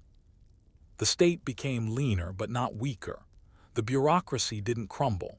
It reduced, adapted, and tightened its operations, enabling Byzantium to survive when other empires like the Western Romans simply vanished. Writing through iconoclasm. One of the greatest internal crises to strike Byzantium was the iconoclast controversy, which raged between the 8th and 9th centuries. At stake, should religious images, icons, be venerated? Iconoclasts, opponents of icons, said no, citing scripture and concerns over idolatry. Iconodules, supporters of icons, insisted they were windows to the divine. This was not just a theological dispute, it was a bureaucratic earthquake. Edicts were issued banning icons, and civil servants had to enforce them, collecting, destroying, or covering religious images. Church properties were seized and recorded. Some notaries, under orders, rewrote official records to remove icon-supporting bishops or councils. Secretaries and clerks became ideological enforcers or silent resistors. When the iconophile regents, such as Empress Theodora, restored icons in the 9th century, bureaucrats again played a central role, drafting new theological justifications, reinstating bishops, correcting imperial decrees, sometimes rewriting history via updated chronicles. The pen was indeed mightier than the sword. The rise of the logothetes, bureaucratic power consolidated. As Byzantium stabilized in the 9th and 10th centuries, one group rose to new prominence, the logothetes.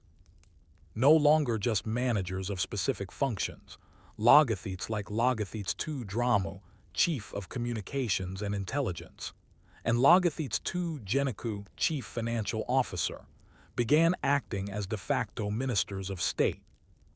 They advised emperors, managed foreign affairs, supervised revenue, spies, and the imperial post. Some even wielded more influence than military generals. A logothete could shape diplomacy with Bulgaria, track tax fraud in Cappadocia, and control who saw the emperor all from behind a desk. The rise of these bureaucratic titans marked a shift in Byzantine governance, from aristocratic rule to administrative control. When emperors were clerks, in rare but fascinating cases, emperors themselves came from bureaucratic backgrounds. Most famously, Emperor Michael III was heavily guided by his logothetes and court secretaries, while Basil I rose from lowly origins, mastering administrative protocol before seizing power. By the 10th century, emperors such as Constantine VII Porphyrogenitos were intellectually trained in administration, writing books on ceremony and governance. His Book of Ceremonies meticulously describes the duties of bureaucrats during coronations, embassies, and festivals. Bureaucracy had become an ideology, a worldview centered on hierarchy, order, and continuity. Ruling meant mastering systems, not just commanding armies. Surviving foreign rule, the Fourth Crusade and Latin occupation. The most cataclysmic blow to Byzantine statehood came in 1204, when the Fourth Crusade sacked Constantinople. Latin crusaders looted, burned, and dismantled the administrative heart of the empire. And yet, the bureaucracy did not vanish. In the Empire of Nicaea, one of the Byzantine successor states, civil servants rebuilt institutions. They recreated the old offices, sometimes from memory. New schools trained clerks in both ancient Greek and Latin, a nod to the changing world. Provincial record-keeping continued, taxes were collected, laws were enforced. When the Byzantines retook Constantinople in 1261, they found an imperial shell, but the bureaucratic model was ready to be restored. Civil servants came back, with their books, forms, and protocols. They rebuilt not with stone, but with paper and ink. Bureaucracy as cultural memory. What's striking is how often the Byzantine bureaucracy acted as custodian of cultural continuity. Legal documents preserved ancient Roman laws well into the 14th century. Clerical chronicles, like those of George Acropolites and Nikephoros Gregoras, kept imperial narratives alive. Administrative language remained formal and archaic, preserving the illusion of continuity, even when emperors were mere puppets. Even in the face of decline, when Byzantium was reduced to little more than Constantinople and its suburbs, the bureaucracy carried on copying, stamping, sealing. It didn't matter that borders had shrunk. On paper, the empire still existed. The limits of the quill. Still, bureaucracy was not invincible. Corruption became endemic in the later empire. Positions were bought, taxes siphoned. Some emperors drowned in ceremonial paperwork and failed to lead in times of war. The gap between document and reality widened. Decrees were issued with no means to enforce them. The very strength of the system, its resilience and rigidity, became its weakness. Inflexible structures resisted necessary reforms, and local governors grew autonomous. By the 14th century, imperial edicts were sometimes ignored, and the civil service was underpaid and overstretched. And yet the scribes kept working. Toward the end, the last bureaucrats. As the Ottomans encircled Constantinople in the 15th century, civil servants continued their duties. Documents were still drafted and sealed. Tax assessments were adjusted. Officials maintained court ritual to the end. When the city fell in 1453, many clerks fled. Others stayed and found employment under maimed II, who admired Byzantine administration and retained elements of its record-keeping. In a sense, the Byzantine bureaucracy did not die, it was absorbed. But what do we make of this silent army of officials, these ink-stained architects of empire? And in a world increasingly defined by speed and decentralization, does their slow, exacting work still hold meaning? Bureaucracy is rarely glamorous. It lacks the stirring speeches of generals, the glory of empire building, or the architectural wonder of domes and fortresses.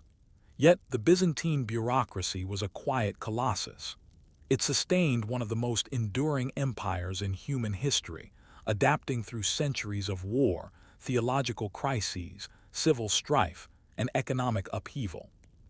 We step beyond the imperial walls and into the legacy of that bureaucratic machine. We'll see how the systems, structures, and scribes of Byzantium left their fingerprints not only on successor states and conquerors, but also on modern governance. The fall of Constantinople in 1453 may have ended the Byzantine state, but its administrative DNA lived on, often in surprising places. A legacy of language and protocol. Let us begin with something deceptively simple: language. The Byzantine bureaucracy preserved a formal register of bureaucratic Greek, which maintained elements of classical vocabulary long after spoken Greek evolved.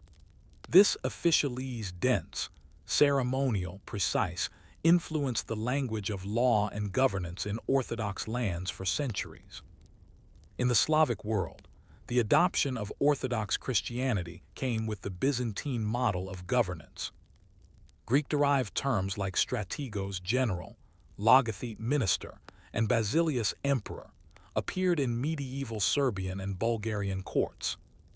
Chancery Greek, the stylized form used in documents, became the model for court and ecclesiastical correspondence, even beyond Byzantium's political control.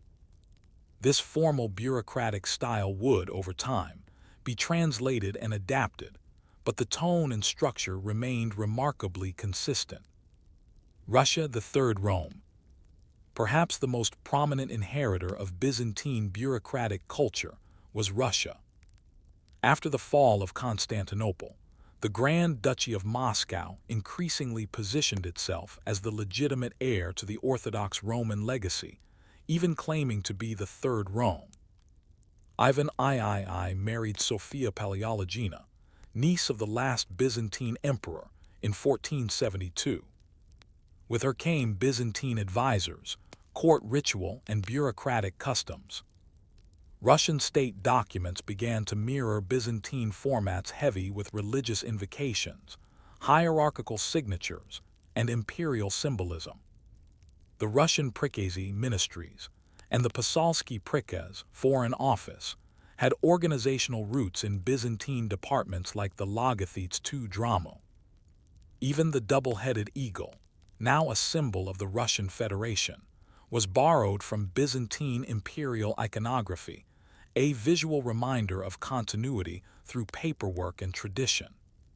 The Ottoman absorption. Ironically, while the Ottomans brought the Byzantine Empire to an end, they also preserved and adapted many of its bureaucratic practices. Maimed II employed former Byzantine bureaucrats and scribes, appreciating their organizational expertise. The Divan, Imperial Council, system of the Ottomans with its record-keeping scribes and chancellors bore striking resemblance to Byzantine models. The Tahrir Defterleri, or land registries, functioned similarly to Byzantine land surveys and tax rolls. Ottoman scribes, though Muslim and Turkish-speaking, retained the Byzantine obsession with hierarchy, titles, and paper trails.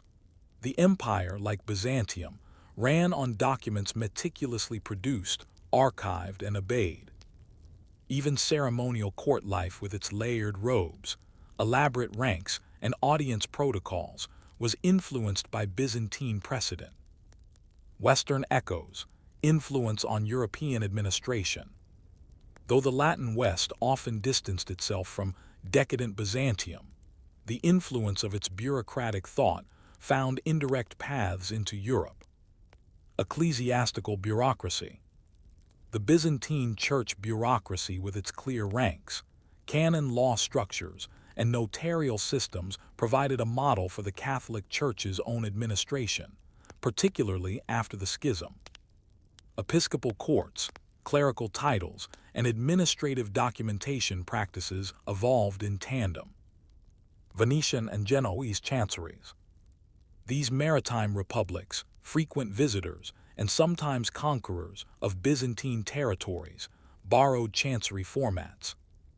Their notarial records and diplomatic letters retained echoes of Byzantine formality and organization. Legal codification. The Corpus Juris Civilis of Justinian, compiled by his legal bureaucrats in the 6th century, became a foundational source for European civil law traditions during the renaissance of Roman law in the 12th century. University-trained jurists across Europe studied it, embedding Byzantine legal thinking into emerging modern states.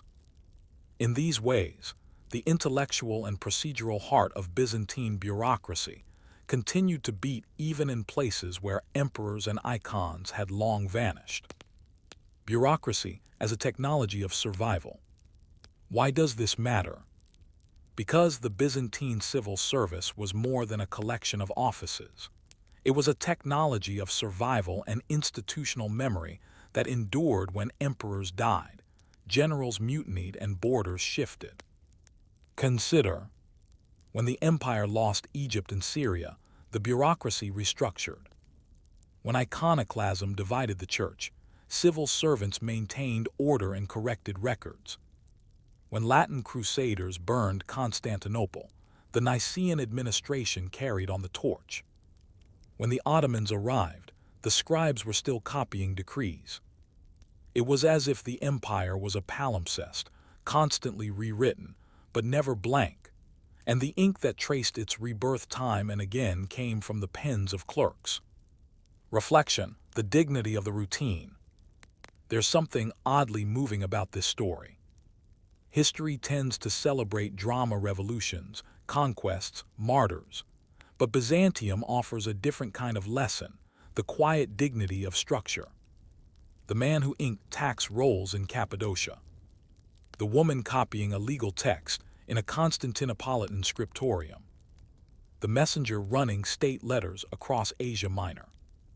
the archivist's sealing decrees with red wax. These were not heroes. They were habitual, patient, precise. And yet, without them, there would have been no empire, only chaos.